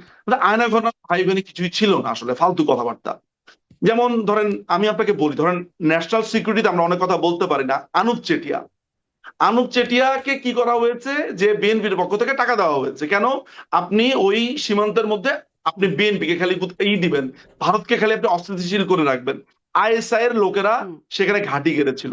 এখন এই ধরনের লোকজনদেরকে নিয়ে এসে 24 ঘন্টার মধ্যে আলাদা প্রডিউস করা যায় না। আমি আপনাকে সত্যি একটা কথা বলি, এই ধরনের লোকগুলোকে নিয়ে এসে প্রচুর জিজ্ঞাসাবাদ করতে হয় আনঅফিসিয়ালি। ইয়েস, এটা আইনের বাইরেরই কথা। হুম। আপনার হয়তো বা মনে হতে পারে যে না, আপনি আইনের বাইরে কথা বলছেন, কিন্তু দেখেন আপা, সবকিছু ব্ল্যাক এন্ড হোয়াইট না। এই ধরনের সন্ত্রাসীগুলোকে আপনি যদি আইনের মধ্য দিয়ে ব্যারিস্টার নিঝুম মজুমদার, দেখেন, এখন আনুপ চেটিয়া কার আপনারা কথা যারা বলছি? আসলে আনুপ, সরকারের আপনি বিরুদ্ধে কাজ আপনি করছেন, আজমির কথা বলি আপা, আপনাকে আমি আজমির কথা বলি, আমি তো এগুলো জানি। তো আজমি 1981 সালে তার কমিশন হয়েছে। না তিনি আজমি এখন করেছে এখানে কি নাই, তার 2000, সম্পর্কে আর কথা বলবেন না, বিকজ আমি আসলে না না তাকে আমি একটু বলি ডিফেন্ডও একটু, করতে না না পারবো না। না না উনি এখানে তো তারেক রহমানও ছিল না, তো আমি তো তারেক রহমান নিয়ে কথা বলেছি। আপনার দেখি দুই না, যাত্রায় দুই মানে রকমের আমার ফলাফল, আসলে বুঝলাম অনেকগুলো না কাহিনী। প্রশ্ন আছে, আমার তো শুনেন, 1 ঘন্টা না হয়ে না গেছে আপনাকে কথা বলছি। আপনাকে এটা বুঝতে হবে তো আপা, আপনার জন্য না হলে দর্শকের বুঝতে হবে। ব্রিগেডিয়ার আজমি ইমেল পাঠিয়েছেন, আনফরচুনেটলি আনফরচুনেটলি জানি না কিভাবে যেন আমার ইমেলও ওইটার সাথে কানেক্টেড ছিল। এরকম হাজার হাজার লোককে সে ইমেল করেছে। একটা ইমেল আমিও পেয়েছি। কি ইমেল জানেন? সেখানে সে সমস্ত সেনাবাহিনীর অফিসারদেরকে এক হয়ে এই সরকারের বিরুদ্ধে কাজ করতে বলেছেন, আহ্বান জানিয়েছেন। সেই লোককে সেনাবাহিনী গ্রেফতার করেছে, সেনাবাহিনী গ্রেফতার করে সেনাবাহিনীর আইনে তাকে শাস্তি দিয়েছে। এটাকে সে এখন গুম বলে চালিয়ে দিচ্ছে। এখন সরকার তো ধরেন আপনাদেরকে, সেনাবাহিনীর আইনে আপনারাও তো হস্তক্ষেপ এই করতে পারে না। সরকারের বিরুদ্ধে বলছেন ব্যারিস্টার নিঝুম মজুমদার, আপনারা বলছেন এই সরকার কোন এই সরকার? বর্তমান সরকার কোন তাদেরকে সরকার? অবৈধ বলছেন। কোনটা সরকার? এটা তো বর্তমান সরকার না, সরকার। এটা তো অবৈধ দখলদার বাহিনী। হুম। পাকিস্তানি আপনি হানাদারকে এই আপনি যে আপনি সরকার এটা বলেন? বলছেন, বাংলাদেশের এখন হ্যাঁ বলছি, আমি বলছি তো আইন অনুযায়ী বলছি। আন্তর্জাতিকভাবে বলেন যে কোন স্বীকৃত। আইন অনুযায়ী আপনাকে আইনটা দেখাই। না, না না, তারেক রহমানের সরকারকে আপনি সরকার বলছেন কোন আইন? আপনি আমাকে যদি বোঝাতে পারেন, হ্যাঁ। আমি হাত জোর করে আপনার কাছে বলবো যে আমি সরি। না, না, না, বলেন, আপনার হাত জোর তারেক করে রহমান বলতে একটা হবে না, সরকার। আন্তর্জাতিক আপনি স্বীকৃতি আছে প্রমাণ এই করেন, সরকারের। আপনি আইনের আলোকে প্রমাণ করেন। আপনি আইনের আলোকে প্রমাণ, আইনের আপনি তো আলোকে আইন প্রমাণ ছাত্রী। করার কোনো দরকার নাই, আন্তর্জাতিক স্বীকৃতি কেন আছে, তার পারবেন না? রাষ্ট্র ক্ষমতায় তিনি বসে আছেন, এখন কার আপনার কাছে স্বীকৃতি এটা আবার আছে? প্রমাণ করার কার দরকার স্বীকৃতি নাই। আছে? তাহলে যে এই যে ঠাডা মালেকের নাম শুনেছেন? মানে ওই যে ডাক্তার মালেক, যে মুক্তিযুদ্ধের সময় যারা সরকার পরিচালনা করেছিল, মানে এই পাকিস্তানিরা যাদেরকে বসিয়েছিল, ডাক্তার মালেক, তাদেরকে তো স্বীকৃতি দিয়েছিল, বিভিন্ন আমেরিকা স্বীকৃতি দিয়েছিল, চায়না স্বীকৃতি দিয়েছিল। তো ডাক্তার মালেক কি সরকার? এখন ডাক্তার মালেক সরকার বলবেন? মানে মুক্তিযুদ্ধের সময় তো ইলেকশনও হয়েছিল, সেটাকে আপনি ইলেকশন বলবেন? আমি বুঝলাম না আপনি কি বলেন। আমার বলা না বলায় কিছু না। আপনি মানে আপনি ওই যে মানে অমির আপনি রহমান, তালগোল পাকিয়ে ফেলেছেন আমার যুক্তি শুনে। সেটাই আসলেই তালগোল পাকিয়ে ফেলার মতো অবস্থা, কারণ আপনি অমির রহমান পিয়ালকেও চিনতে কারণ পারতেছেন আপনি না, বাংলাদেশের রাষ্ট্র ক্ষমতা কি শোনেন, আছে প্রথমে সেটাও আপনি বুঝতে পারছেন তথ্যগুলো না। নেন, হ্যাঁ। তথ্যগুলো নেন শারমিন আপা, শুনেন, তথ্যগুলো নেন, তাহলে বুঝবেন। এই কারণে বলছি যে আপনি বিএনপিকে একটা সরকার বলছেন, আপনার সামনে পঞ্চম সংশোধনী আছে। এখন আপনি যদি গার্হস্থ্য অর্থনীতির স্টুডেন্ট হতেন, আমি আপনাকে একটা অফ দিতাম যে ঠিক আছে আপা, এটা জানার কথা না। আপনি বাংলার স্টুডেন্ট, আপনি লয়ের স্টুডেন্ট, আপনার তো পঞ্চম সংশোধনী অজানা থাকার কথা না। তুড়ি মেরে সেসব তোফাজ্জল হোসেন সংশোধনী সাহেবের উধাও রায় করে আপনার দেওয়া না যায়, জানার আপনারা কথা তার না। নমুনা দেখিয়েছেন ব্যারিস্টার নিঝুম মজুমদার। মানে কোনটা নমুনা দেখিয়েছি? কোনটা? সংশোধনী অনেক, কত আগের সংশোধনী বাতিল করে এটা তো কত। বিএনপির আমল অবৈধ ঘোষণা করা হয়েছে, আপনি মনে হচ্ছে এটাও জানেন না। না, বিএনপি তো তড়িঘড়ি করে এটাই আমার স্টপ করা হয়েছে। কথা যে আসলে এভাবে সংশোধনীগুলোকে সংশোধন করা যায়, যেমন সংবিধান না না না, সংশোধনীকেও বাতিল করা যায়। বিএনপির আমলেই বলা হয়েছে না, বিএনপি অবৈধ। কিন্তু আপনি সেটা কি নিয়ে বলেন এগুলা? আলোচনার অনেক দিকে চলে যাবে ব্যারিস্টার নিঝুম মজুমদার। আমার আসলে প্রশ্ন এটা যে এখন যখনই আমি আপনাকে কোন একটা যেই উদাহরণ অবস্থায় দিয়ে আছে, ধরি, তখনই আপনারা আপনি এখন চিপা বলছেন, চাপা দিয়ে বিভিন্ন জায়গাতে বলেন অন্যদিকে যাবে। ঠিক আছে, বলেন বলতে থাকেন। আপনারা এখন বলছেন এই সরকারকে, এই সরকারের বিরুদ্ধে আন্দোলন করছেন, এই সরকারকে অবৈধ বলছেন, ফলে আমরা এই সরকারের বিরুদ্ধে আন্দোলন, আমরা এই সরকার সংগ্রাম করছি, আমরা সংগ্রাম করছেন। তো সেই সংগ্রামের কারণে যেটা আসলে ওই যে আপনি যারা গুম হয়েছেন তাদের কথা বলছেন যে তারা ওই সরকারের বিরুদ্ধে coup করতে চাচ্ছিল, তো আপনারা যা করতে চাচ্ছেন এর জন্য আপনাদেরকে কি এখন সেই না না, গুম করে রাখা যাদের উচিত, কথা আপনি বা আমাকে জয়েন্ট বললেন, ইন্টারোগেশন যাদের সেলে কথা নিয়ে আপনি জিজ্ঞাসাবাদ বললেন, করা উচিত? তারা তো শুনেন, আপনি যাদের কথা বললেন, যেমন আপনি আজমির কথা বললেন, আজমি ইমেল করে বলছে সেনাবাহিনীকে সরকার পতনের জন্য। তার কি করা উচিত ছিল? আর্মি তাকে ধরেছে। আর্মিকে জিজ্ঞেস করেন, সেনাবাহিনীর ওয়াকারকে জিজ্ঞেস করেন, ওয়াকারুজ্জামানকে জিজ্ঞেস করেন না। আপনি সরকারকে, আওয়ামী লীগকে প্রশ্ন করছেন কেন? কারণ আর্মি আইনের মধ্যে তো সরকার হস্তক্ষেপ করে না। আপনি আজমিকে তো আর্মি আইনে ধরা হয়েছে। হাসিনুর রহমান তিনি বলেছেন আমি গুম হয়েছি, তিনি একটা মেয়েকে রেপ করেছেন। তিনি পার্বত্য চট্টগ্রামের একটা পাহাড়ি একটা মেয়েকে, ক্ষুদ্র নিতাতিক গোষ্ঠী একটা মেয়েকে রেপ করেছেন। তারপরে সে পয়েন্ট ব্ল্যাঙ্কে গুলি করেছে, সে পয়েন্ট ব্ল্যাঙ্কে গুলি করেছে, সেই কারণে তার বিচার হয়েছে, সে রেপের আসামি। আইএসপিআর তারা ব্যাখ্যা দিচ্ছে, কিন্তু এটা তারা বলছেন, এটা আপনি বলছেন ব্যারিস্টার নিঝুম মজুমদার। কোনটা কে ব্যাখ্যা দিচ্ছে না, কে ব্যাখ্যা দিচ্ছে না?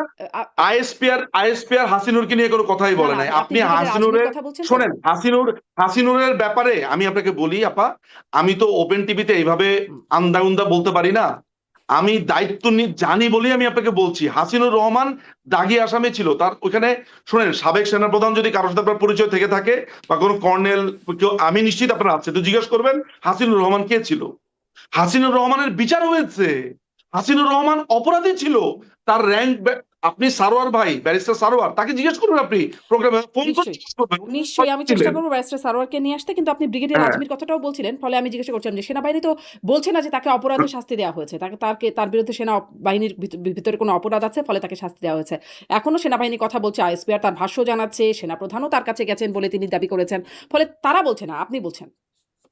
না না, সেনাপ্রধান এখনকার সেনাপ্রধান তো আমিরে আমিরে জামাত বলে, তার ব্যাপারে তো আপনি জানেনই, তার তার ঘটনা আপনি জানেন। তো ওয়াকারুজ্জামান কোনো রেফারেন্স আসলে হতে পারে না। হতে পারে না আজমি আপনাদের নিয়োগ করা, মানে আজমি আওয়ামী লীগ বিশাল আমলে ইমেল নিয়োগ করা লিখেছিল। সেনাপ্রধান। আজকে যদি জানতাম যে আজমির কথাটা উঠবে, তাহলে আমি এই ইমেলটা আপনাকে প্রথমে পাঠিয়ে রাখতাম যে আপনি একটু পড়ে দেখেন। হুম, আনফরচুনেটলি না, বাট আমি কথা দিচ্ছি যে ইমেলটা আমি আপনাকে পাঠিয়ে রাখবো পাঠিয়ে একটু রাখবেন দেখার নিশ্চয়ই, জন্য। সেটি আমি সে তথ্য তখন হিসেবে রাখবো। সে তখন সশস্ত্র হতে বলেছে সেনাবাহিনীকে, হুম, তাই না? হুম। মানে আপনারাও এখন এই বলছেন চোখের বদলে চোখ, ভায়োলেন্সের বদলে ভায়োলেন্স, অনেক চোখের হ্যাঁ, পানি এইটা ফেলেছি, আর শুনেন ফেলবো না, সেগুলো দেখেন, রেটরিক।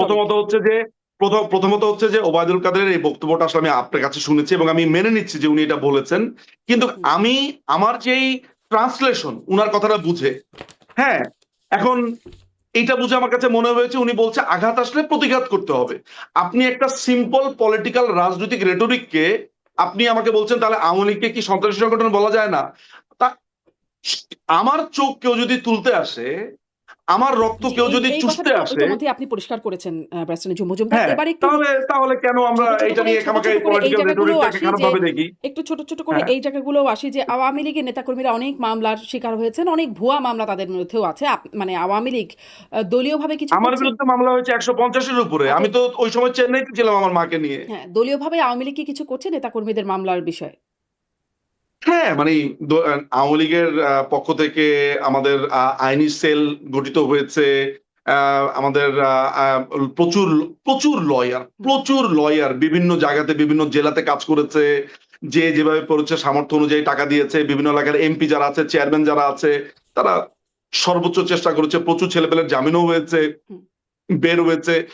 একদম সেন্ট্রালি মাননীয় প্রধানমন্ত্রীর নির্দেশে এমপিরা, চেয়ারম্যানরা, বিভিন্ন অর্থশালী ব্যক্তিরা আছে, সবাই সাহায্য করেছেন। আমরা যে যার মতো পেরেছি আমরা সাহায্য করেছি। যারা করতে পারেনি তারা এটলিস্ট ধরেন কেউ লয়ার, হুম, তিনি তার স্কিল দিয়ে সাহায্য করেছেন, ড্রাফটিং করে সাহায্য করেছেন। সো এটা আওয়ামী লীগের পক্ষ থেকে করা হয়েছে, আচ্ছা, কিন্তু তা মানে এখনো হচ্ছে। কিন্তু দল হিসেবে যে আপনাদের উপর একটা নিষেধাজ্ঞা আসলো বা রাজনৈতিক কর্মকাণ্ড নিষিদ্ধ করা হলো, সেটি চ্যালেঞ্জ করে, সেটিকে কি আপনারা মেনে নিলেন? সেটি চ্যালেঞ্জ করে কোনো আইনি পদক্ষেপ নাই কেন? দেখেন, আমি আপনাকে একটা কথা বলি। আমি নিজে ব্যক্তিগতভাবে প্রায় ৪টা-৫টা আমেরিকান ল ফার্মে আমি নিজে কথা বলেছি। আমি ব্রিটিশ ল ফার্মে কথা বলেছি। আমার অভিজ্ঞতা আপনাকে আমি বর্ণনা করি। একেবারে খুব রিসেন্ট আমি একটা ফার্মের কথা আমি আপনাকে বলি। তো খুবই নাম, আপনাকে বলার সাথে সাথে আপনি চিনবেন। খুবই নামকরা একটা ফার্ম। তো তাদের সাথে যখন আমরা ভার্চুয়ালি মিটিং গুলো করছি, তখন তারা আমাকে জিজ্ঞেস করেছে যে, আমরা প্রশ্নটা এইভাবে করেছে যে এইটা কি আসলে আহ আইনগতভাবে তোমরা এটা কি আসলে, যেহেতু তোমাদের দেশের ব্যাপারগুলো আমরা একটু স্টাডি করে এসেছি, আইনগতভাবে কি তোমরা আসলে আগাতে পারবে বলে মনে হয় কিনা? আমি বললাম যে নো, আইনগতভাবে হলে তো কোনো বেইজই নাই। কারণ 18-র এক ধারার তো কোনো বেইজই নাই। তারপরে ইন্টারন্যাশনাল ক্রাইম ট্রাইব্যুনাল অ্যাক্টের যে নতুন আইনটা তারা করেছে, 20-এর 1 কে তারা অ্যামেন্ড করেছে, এগুলোর তো কোনো বেইজই নাই। স্বাভাবিকভাবে এগুলা ভয়েড অ্যাব ইনিশিও, শুরুতেই বাতিল। এখন যেই দেশে বিচারপতি চেঞ্জ হয়েছে এই হাসনাত, কাইয়ুম ওদের কথাতে, সেই দেশে আপনি বিচার প্রার্থী হবেন, সেই দেশে আওয়ামী লীগের উপরে ব্যান উঠার জন্য আপনি আইনি প্রক্রিয়ার কথা বলবেন, সেটা তো টাফ। আপনিও জানেন খুব ভালো করে। মনে করা যাক আমরা একটা রিট পিটিশন করলাম, হুম, আদালতে উঠলো। আপনার মনে হয় যে যে লোকটা রিট করেছে তাকে থাকতে দেবে? মহসিন রশিদ, যিনি মুসলিম লীগের একজন নেতা, তিনি, হুম। যিনি আমাদের, আমরা মুসলিম লীগ তো আমাদের প্রতিপক্ষ, তিনি নিজে বলছেন যে তিনি মাননীয় প্রধানমন্ত্রী যে পদত্যাগ করেছে সেই পদত্যাগের নোটটা উনি দেখতে চান। খুবই সরল একটা চাওয়া। আবার আজ পর্যন্ত সেই পদত্যাগ নোটটা দিল না। অথচ যেই যেই ভার্ডিক্টার বলে ইন্টারিম গভর্নমেন্ট গঠিত হয়েছে, বলা হয়েছে, সেখানে বলা হয়েছে যেহেতু মাননীয় প্রধানমন্ত্রী পদত্যাগ করেছেন, সেই পদত্যাগ পত্রই আমরা দেখি নাই। তো এরকম একটা আদালতে, যেই আদালতের কোনো বেইস নাই, যেই আদালতের বিচারপতি পরিবর্তিত হয়েছে আসিফ নজরুলের কথাতে আর এই টোকাইদের কথাতে, এই ছাত্র সহিংস শিবিরের কথাতে, সেইখানে আপনি আমাদেরকে আনব্যানের কথা বলছেন। বিদেশি আইনজীবীরা পর্যন্ত আমাদেরকে প্রশ্ন করছেন যে দেখো, তোমরা তো এটা আইনি ভাবে এটা উঠাতে পারবে না। হুম। এটার জন্য দরকার মানে হচ্ছে এখন লবিং, আপনারা বলছেন এটার আগে জন্য এটা দরকার বিএনপি জামাতের রাজনৈতিক লোকজন আলাপ। করতো এই সুরেই, যে আওয়ামী লীগের যে কোনটা? মানে ধরেন আওয়ামী লীগ কোনটা? আমলে বিএনপি নেতাকর্মীদের নামে যে মামলা, আওয়ামী লীগ এমনকি আমলে, যুদ্ধাপরাধীদের বিরুদ্ধে যে শোনেন মামলা। আপা, হ্যাঁ, আওয়ামী লীগ আমলে আমি জানি না যে আপনি কোনো চেম্বারে কাজ করতেন কিনা। আমার বাবা তো লয়ার, আমি আমার আব্বার চেম্বারে কাজ করতাম, কাজ শিখতাম। আমি আপনাকে একটা ছবিও দেখাতে পারি, আসলে ছবিটা তুলেছি আমি হাইকোর্টের ওই দোতলা থেকে বের হয়ে। বিএনপির এক নেতা জামিন পেয়েছে, তাকে ফুলের মালা দিয়ে ওই কোর্ট চত্বরে শত শত নেতা কর্মীরা মিছিল করে গেছে, এমনও ভিডিও আমার কাছে আছে। আওয়ামী লীগ আমলে মামলা হয়নি যে তা না, মামলা হয়েছে, জামিনও হয়েছে আপা। আওয়ামী লীগ আমলে কোন ইউনিভার্সিটির কোন স্টুডেন্ট এসে বলে নাই যে প্রধান বিচারপতি চেঞ্জ হতে হবে দুপুর 2টার মধ্যে। হাসনাত এসে বলেছে যে সন্ধ্যা 6টার মধ্যে, হাসনাত না, ছেলেটার নাম কি, ওই যে প্রথমে বলেছিল যে আমার বাড়ি ভাঙাচোরা, পরে বলেছে সবচেয়ে বড় পুকুরটাই আমার, কি যেন নাম ওই ছেলেটার, হান্নান মাসুদ। হান্নান মাসুদ বলেছে যে দুপুর 2টার মধ্যে রিফাত আহমেদকে বসাতে হবে। আপনি তো এগুলো দেখেছেন। আমি আপনাকে কেন বারবার বলি, কারণ আপনি নিজেও অফিসার অফ এ কোর্ট, অর্থাৎ আপনি নিজে আইন এরিনার ছাত্র, আপনি ভবিষ্যতে প্র্যাকটিসও করবেন। সো আপনি নিজেই দেখেছেন কি প্রেসিডেন্ট এরা সেট করে গেছে। আওয়ামী লীগ আমলের সাথে যদি আপনি এই আমল তুলনা করেন, পরিবর্তনের পরের অবস্থান আর কি, এটি তো একটা নিয়মিত। আপনি 121 জন নতুন বিচারপতি নিয়োগ দিয়েছে, যাদের কোনো স্বচ্ছতাই ছিল না। এরা কারা কেউই জানে না, কে বলেছে, আমি বলি নেই। আপনি দেখেন যে যারা সরকারের সমালোচনা করে তারা টিভিতে এটা বলেছে, যেমন ধরেন যে এই সমালোচনা আপনি করতে পারেন যে তাহলে আপনারা এই আদালতের উপরে কোনো ভরসা নেই বলে আপনারা এটা করছেন না, কিন্তু ধরেন আদালতই তো নাই, রাষ্ট্রই তো নাই, আদালত বাদ দেন, রাষ্ট্রই তো নাই, রাষ্ট্র আছে। শেষ হয় নাই।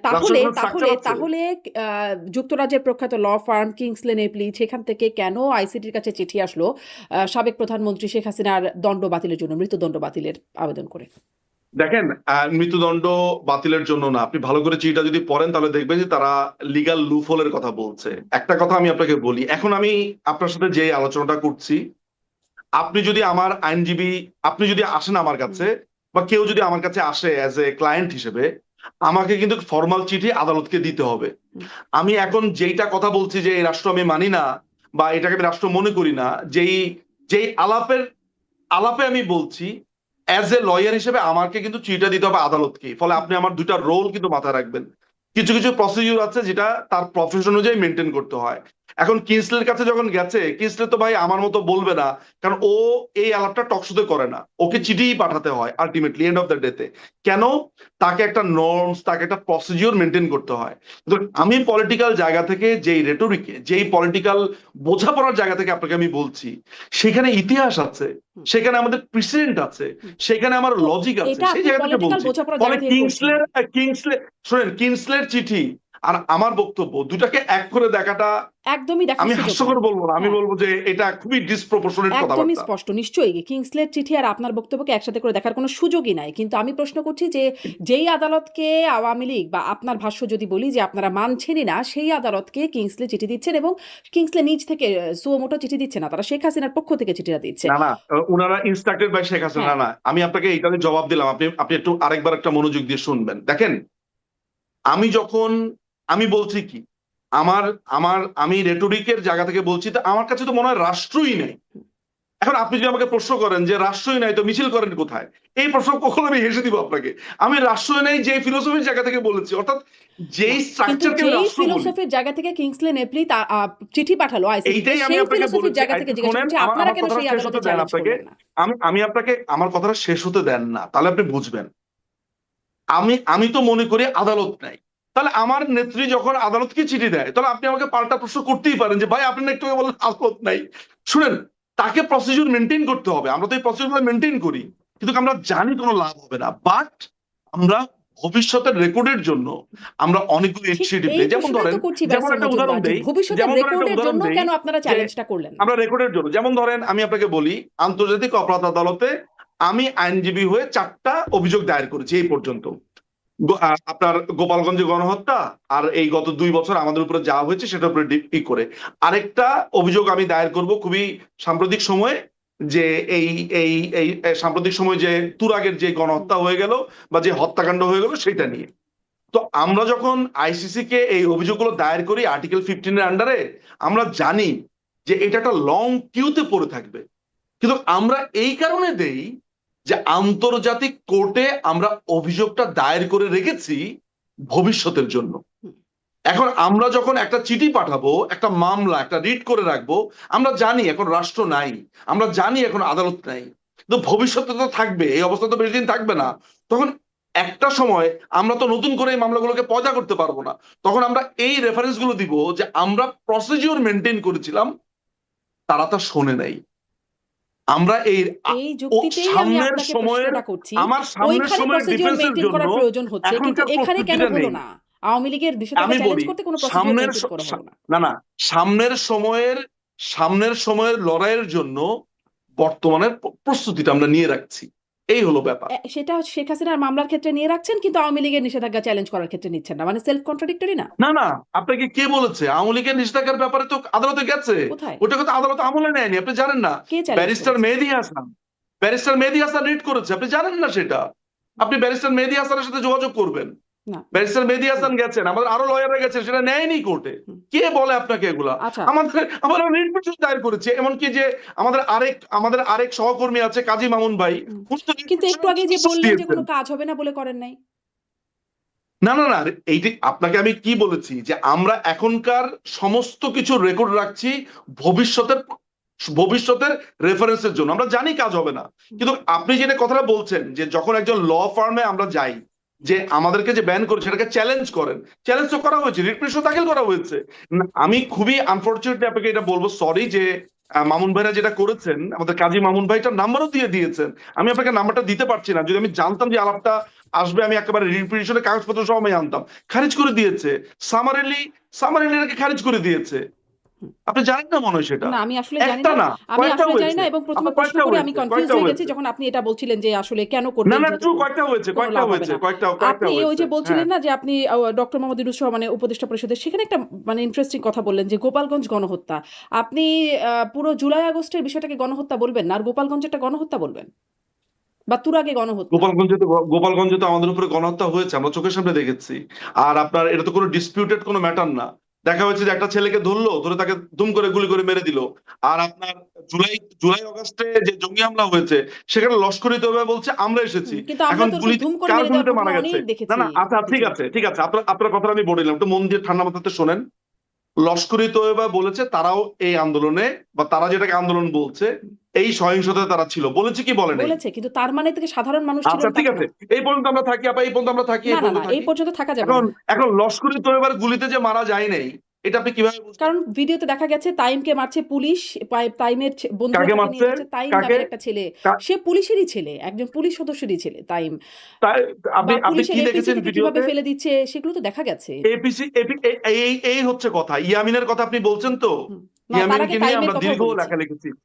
আমি আপনাকে বলি, ইয়ামিন যখন পুলিশের দিকে তেড়ে আসলো, সে মারবে, ও তো একটা জঙ্গি ছিল, এবং ওর বাবাকে তো জানাজাও হতে দেয় নাই। জঙ্গি ছিল, সে তো মনে করে যে তার ছেলে শহীদ হয়েছে, এবং সে পুলিশকে অ্যাটাক করতে, শুনেন, পুলিশকে অ্যাটাক করতে এসেছে, হুম। পুলিশ অ্যাকশন নিয়েছে, পুলিশ প্রবিধানের 132 নম্বর অনুচ্ছেদ অনুযায়ী। পুলিশকে কেউ যদি মারতে আসে, এটাকে গণহত্যা বলবেন? আর গোপালগঞ্জে কি আমরা পুলিশকে আমি মারতে গেছি? খুবই শঙ্কিত ভবিষ্যতে, মানে এখন যখন আওয়ামী লীগ নেতাকর্মীদের উপর হামলা হচ্ছে, সেটাও এরকম জঙ্গি বা সন্ত্রাসী আখ্যায়িত করে মাত্রই মেরে ফেলা যদি জায়েজ হয়ে যায়। এটা আপনি শঙ্কিত হতে পারেন। ওই পাকিস্তানিরাও আমাদেরকে একই কথা বলেছে যে মুক্তিযোদ্ধারা জঙ্গি। জামাত ইসলামী তখনও কিন্তু আমাদের মুক্তিযোদ্ধাদেরকে জঙ্গি বলেছে। এই যে আপনারা জঙ্গি বলে দেন কথায় আমরা কথায়, দেখেছি 71-এর পরে তাদের জঙ্গি বিচার হয়েছে, কার্ড ভবিষ্যতে এটা খেলতো হবে। আওয়ামী লীগ, সেটি তো হাসানুল হক ইনু কেমন বলেছেন। জঙ্গি কি কার্ড খেলেছে বলেন তো? জঙ্গি কি কার্ড খেলেছে আওয়ামী লীগ? আমি জানি না, এটা হাসানুল হক ইনু এবং সাবেক প্রধানমন্ত্রী শেখ হাসিনার মধ্যে একটা ফোন আলাপ, সেখানে হাসানুল হক ইনু বলছেন জঙ্গি কার্ড খেলে দেব। আপনি এটাও শোনেন নাই? আমি আমি আমি এটা আমি জানি না আপনি কোত্থেকে যেন আবিষ্কার করেন। একবার আমার চাচির মতো শোনা যায় এরকম একটা কণ্ঠ নিয়ে আসেন, একবার আপনি বিভিন্ন রকমের জিনিসপত্র নিয়ে আসেন, আমি জানি না। আমি তো এটাও শুনেছি, ভাইবার মান্না বলেছে লাশ চাই, লাশ, একটা লাশ পড়লেই হয়ে যাবে। কেন আপনি শুনেন নাই ভাইবার মান্নার কথা? সেটা নিয়ে তিনি অবশ্য একটা ব্যাখ্যা দিয়েছেন। নাকি আমি ওটা নিয়ে ভাইবার পড়েছি। মান্নার গলা কিনা? আমি আসলে শুনি নাই ল্যাবে সত্যি টেস্ট কথা, করতে হবে। কিন্তু আমি পড়েছি এই খবরটা, যে আমি পড়েছি যে মাহমুদুর রহমান মান্নার সেই বক্তব্যটা, আমি এটা পড়েছি, আমি বলছি। কিন্তু এইটা পত্রিকায় পড়ি নাই, আমি বক্তব্যটা শুনেছি যে হাসানুল হক ইনু এবং এই হাসানুল হক ইনু আর মাননীয় প্রধানমন্ত্রীর এই কথাটা আপনার মুখে শুনেছি, বাট আমি শুনি নাই। নিজে শুনি নাই। আচ্ছা, এটাও আপনাকে আমি শোনাতে পারি, কিন্তু আমার আসলে এত অনেক সময় চলে যাবে সেগুলো শোনাতে। হাসানুল হক ইনু হ্যাঁ, এবং আপনি আমাকে শোনান, কিন্তু এটা কার কণ্ঠ তা তো প্রমাণ করতে হবে হ্যাঁ, আপনাকে। সাবেক আমি তো প্রধানমন্ত্রী চিনি না কারো কণ্ঠ। তাদের মধ্যে বক্তব্যে বলা হচ্ছে, হাসানুল হক ইনু বলছেন যে সাবেক প্রধানমন্ত্রী তখন আপনি তো বলছেন যে খুবই দেশে ভালোভাবেই জানেন যে এগুলো জঙ্গি কোনো হামলা এভিডেন্স হয়েছে। না। আপনার যে ভাষ্য সেটাই তিনি বলছিলেন যে দেশে জঙ্গি হামলা হয়েছে। তখন জঙ্গি হামলা তো হয়েছে। হ্যাঁ, সেটাই জঙ্গি বলছি হামলা তো যে তিনি হয়েছে। এটা বলছিলেন যে হ্যাঁ। দেশে জঙ্গি হামলা হয়েছে। তখন হাসানুল হক ইনু বলছেন আমরা জঙ্গি কার্ড খেলে দেবো। তখন শেখ হাসিনা বলছেন না, জঙ্গি কার্ড না, আসলেই জঙ্গি হামলা হয়েছে। তো ফলে জঙ্গি কার্ড বলে যে একটা কিছু ছিল সেটি আমরা আসলে বুঝলাম হাসানুল হক ইনু এবং শেখ হাসিনা। হাসানুল হক কি বলেছে না বলেছে সেটা দায়িত্ব বাংলাদেশ আওয়ামী লীগ বা মাননীয় প্রধানমন্ত্রীর উপরে কেন আসছে জানি না। উনি তো জাসদের কাউকে জিজ্ঞেস করেন কেন বলেছে। আমাকে তো এটা জিজ্ঞেস করে লাভ নেই। একদম কারণ খোদ মাননীয় প্রধানমন্ত্রী প্রধানমন্ত্রীর তো সাথে আপনার তৎকালীন কথা অনুযায়ী মাননীয় প্রধানমন্ত্রীর সাথে প্রধানমন্ত্রী বলেছে কথা যে হচ্ছে। জঙ্গি হামলাই হয়েছে। খোদ না, মাননীয় প্রধানমন্ত্রীর সাথে কথা প্রধানমন্ত্রী হচ্ছে। বলেছে জঙ্গি হামলাই হয়েছে। এখন হাসানুল হক ইনু কি বলেছে সেটা জবাব আমি দিতে যাবো কেন? কারণ আমি তো এর বক্তব্যই শুনি মানে নাই। এই যে জঙ্গি বলে ফেলা কথায় কথায়, এটার একটা বড় আপত্তির জায়গা তৈরি হয়েছে। যেমন ধরেন আপনি আমরা আপনি কথায় আমি কথা তো কথার বলি প্রশ্নটা নাই। শেষ আমরা করি। কথা আমরা কথা কথা আমি আমরা প্রশ্নটা কথা শেষ কথায় করি। বলি নাই আমি আপা। বলছি কোথায় এই যে আপনি এই যে বলেছেন। আপনি কোথায় বলেছেন আমি আপা, বলছি। আমি বলছি কোথায় বলেছেন। ধরেন এই যে ডক্টর ইউনূস সহ উপদেষ্টা পরিষদের সহ সম্ভবত ৬২ জনের বিরুদ্ধে যে আন্তর্জাতিক আদালতে অভিযোগ দায়ের করলেন, সেখানে আপনি মাহফুজ আলম তাকে বলেছেন হিজবুত তাহরীরের লিডার হিসেবে তিনি কাজ করছেন। মানে ধরেন তার কথাই আপনি কিভাবে তাকে হিজবুত তাহরীর লিডার বলে দাবি করে দিলেন, জঙ্গি বলে দাবি করে দিলেন। এতক্ষণ অনেকেই জঙ্গি বলেছেন। মানে এটা আমি বলছি যে কিভাবে দাবি করে দিলেন। মাহফুজ আলম নিজেই তো গ্রেফতার হয়েছে ৩ বছর আগে, তারও ৩ বছর আগে। আওয়ামী লীগের মাহফুজ সময়। আলমের বিরুদ্ধে আমি বলি আপনাকে, আমি আপনাকে বলছি, মাহফুজ আলম হিজবুত তাহরীরের সদস্য ছিল। প্রথমে ছিল শিবির, এরপরে হিজবুত তাহরীর জঙ্গি সংগঠনের সে সদস্য ছিল। সে নিজে ফেসবুকে লেখা লিখেছে, আমি আপনাকে বলি। হুম, সে লিখেছে মাও জেতুং এর ছবি দিয়েছে, শিয়া সিকদারের ছবি দিয়েছে, হুম। দিয়ে সেখানে সে জঙ্গিবাদকে এর আগে প্রমোট করতো, আজকে থেকে ৩-৪ বছর আগে। সেগুলো সমস্ত স্ক্রিনশট আমাদের আছে। সে জঙ্গিবাদে বিশ্বাসী ছিল, সে হামলাতে বিশ্বাসী ছিল, মাওয়ের ছবি ঝুলিয়ে রেখেছিল। পরে সে উপদেষ্টা হওয়ার পর এগুলো সব মুছে দিয়েছে, বাট আমরা তো সব স্ক্রিনশট নিয়ে রেখেছি, আমাদের কাছে সমস্ত প্রমাণ আছে। সেখানে সে মনে করত যে এই অ্যাটাক, এই সহিংসতাটাই হচ্ছে একমাত্র বন্দুকের নলি ক্ষমতার উৎস, এগুলো সে মনে করত। মানে কি মনে করতে আপনি সেটাও আপনারা বুঝতেন। এবং সে আপনার আপনার আমি বলি গাজওয়াতুল হিন্দ, সেই গাজওয়াতুল হিন্দে বিশ্বাসী। সেটা ম্যাপ দিয়েছে জঙ্গিরা যেটাকে বলে যে গাজওয়াতুল হিন্দ, অর্থাৎ বাংলা, বিহার, উড়িষ্যা গুলোকে এক নিয়ে একটা ম্যাপ ভারতকে। সে গাজওয়াতুল হিন্দের মানে পক্ষে, ভারতও সে অখণ্ড মাও ভারতের একটা জেতুংয়ের ম্যাপ পক্ষে, টানিয়ে সে রেখেছে। শিয়া সিকদারের পক্ষে, সে পল পটের পক্ষে। এগুলোর ছবি দিয়ে ফেসবুকে দিয়েছে। মানে আপনি মনে হয় জানেন না, তার এই ফেসবুকের বড় বড় বক্তব্যই তিনি বড় আসলে বড় রাইট উইং, যুদ্ধবাজদের পক্ষে যে তাকে জঙ্গি বলবো না কি বলবো? তিনি আসলে রাইট উইং এর সমালোচনা করেন। যাই হোক, আপনি হয়তো বলেই ফেলতে পারেন। আপনার কাছে আরেকটা শেষ জায়গায় আসি। মানে আমি বলেই ফেলতে পারি না, তিনি করেছেন শেখ বলে বলেছি, হাসিনা আমি তো হাওয়া থেকে কথাটা বলিনি। মানে তার কোনো প্রমাণ আপনারা উপস্থাপন করতে পারেন নাই। আছে, আরে বিচারে আরে প্রমাণিত না না, হয় নাই। মাও জেতুং, আমি আপনাকে বলি, তার ছবি মাও ঝুলিয়ে রাখলেই জেতুং, সে জঙ্গি হয়ে গেল। না না, কথাটা শোনেন না, তার ছবি ঝুলিয়ে রাখলি বলুন না। আরে আমি কি এতটাই নবিশ নাকি? মাও জেতুং, শিয়া সিকদার, পল পট, এদের ছবি দিয়ে, স্ট্যালিন, এদের ছবি দিয়ে যারা হাজার হাজার লোককে হত্যা করেছে, সেখানে সে বলতো যে এগুলাই একমাত্র অ্যান্সার, এই সহিংসতা অ্যান্সার। এগুলো নিয়ে তার প্রচুর লেখা আছে, সেগুলো নিয়ে প্রচুর কথাবার্তা হয়েছে। সেই জায়গা থেকে তাকে জঙ্গি বলেছি, হুম। হিজবুত তাহরীর লিডার সেই জায়গা বানিয়ে থেকে ফেলেছেন। জঙ্গি বলেছি। এজন্য সে হিজবুত তাহরীর লিডার হয়ে গেল। সেই জায়গা থেকে তাকে জঙ্গি বলেছি, অর্থাৎ এই সহিংসতা চায় বলে তাকে জঙ্গি বলেছি। যে সহিংসতা চায় তাকে জঙ্গিই বলবো, হ্যাঁ, যেমন ওবায়দুল কাদের কোনো বলছেন কারণ এখন ছাড়া, কোনো সহিংসতার কারণ বদলে ছাড়া। হ্যাঁ, সহিংসতা, সহিংসতার বদলে সহিংসতা, কিন্তু সেটি আবার মেটাফর হয়ে যাচ্ছে। হুম। কিন্তু কিন্তু কিন্তু যখন আমাদের উপরে অ্যাটাক আসবে, ওই যে মাহফুজ আলমের উপরে অ্যাটাক এসেছিল, তখন আমাদের উপরে যখন অ্যাটাক এসেছে, আমরা তখন বলছি ঘাতের বদলে প্রতিঘাত হবে। আপনি তো দুটাকে, আপনি সমস্যা হচ্ছে যে আপনি জি ভাই, আমার দুটো অনেক ঘটনাকে সমস্যা। এক করে আপনাকে শেষ ফেলেন। প্রশ্ন করি। আপনি লস্করি তৈয়বার কথা বলতে চান না। এখন লস্করি তৈয়বা যেই আন্দোলনে আসে, যেই জায়গাতে আসে, সেটা নিয়ে আপনি একটা কথাও বলছেন না যে তোমাদের সাথে লস্করি তৈয়বাটা কেন ভাই? সেটা তো আপনাকে প্রশ্ন করব না, তাই আপনি না? এটা সেই নিয়ে প্রশ্ন প্রশ্নটা তো আপনার করেন। কাছে থাকবে না আমার। সেই প্রশ্ন যদি আমি করতে হয় না আপনার না, কাছে তো এই প্রশ্ন করব। আমার কাছে যদি নাও করেন, অ্যাটলিস্ট এইটা তো মিথ্যা হয়ে গেল না। আপনি সেই এইটা নিয়ে একটু বলেন না। জি, আমি আপনাকে প্রশ্নটা করি আপা, এমন কোন প্রশ্ন, লস্করি এরকম তাইয়বারা অনেক যাদের প্রশ্ন সাথে আমরা এসেছে। করি। কিন্তু আপনার কাছে আমার শেষ প্রশ্ন, হ্যাঁ, যে আপনি ভারতের পশ্চিমবঙ্গের মুখ্যমন্ত্রী শুভেন্দু অধিকারীর বেশ প্রশংসা করছেন দেখলাম। মানে আওয়ামী লীগ সভানেত্রী প্রশংসা করার মতো কাজ তিনি তিনি আশ্রিত, করেছেন বলে তিনিও করেছি। বলেছেন, শুভেচ্ছা জানিয়েছেন। কিন্তু ধরেন এই যে তিনি বাংলাদেশের উনি আজকে আশ্রিত, মানে বুঝি না। শেখ হাসিনা সাবেক প্রধানমন্ত্রী, তিনি ভারতে আশ্রিত। আশ্রিত কেন? তাহলে কি? নাগরিক তিনি ভারতের। উনি সেখানে গেস্ট হিসেবে আছেন। আশ্রিত মানে আবার কি? আশ্রিত মানে হচ্ছে যার কোনো সহায় নাই, সম্বল নাই, তিনি সেখানে দিনহীন ভাবে আছে। তো না, তিনি তার সহায় বাংলাদেশের সম্পত্তি, সশস্ত্র তিনি বাহিনী বাংলাদেশে থাকতে পারবেন। বাংলাদেশের সশস্ত্র বাহিনী হ্যাঁ, নিরাপত্তা দিতে পারেনি বলে হ্যাঁ। একটি গেস্ট কান্ট্রিকে আইনি তারা ভাষায় অনুরোধ তিনি করেছে। পলাতক, আইনি ভাষায় তিনি আমি পলাতক। বলি প্রতিবেশী রাষ্ট্র তাকে অতিথিশালায় রেখেছে। কোনো আশ্রিত তো না। আশ্রিত শব্দটা খুবই খুবই আপত্তিজনক আমার কাছে। না, পলাতক তো উনি তো শব্দটা? আশ্রিত না। পলাতক শব্দ আপনি তো এটার জন্য মুখিয়ে আছেন, এর আগেও বলেছেন। পলাতক কাকে বলে আপা? বাংলাদেশ সশস্ত্র বাহিনী তাদের বিমানে করে নিরাপদ স্থানে সরিয়ে দেওয়াকে পলাতক বলে?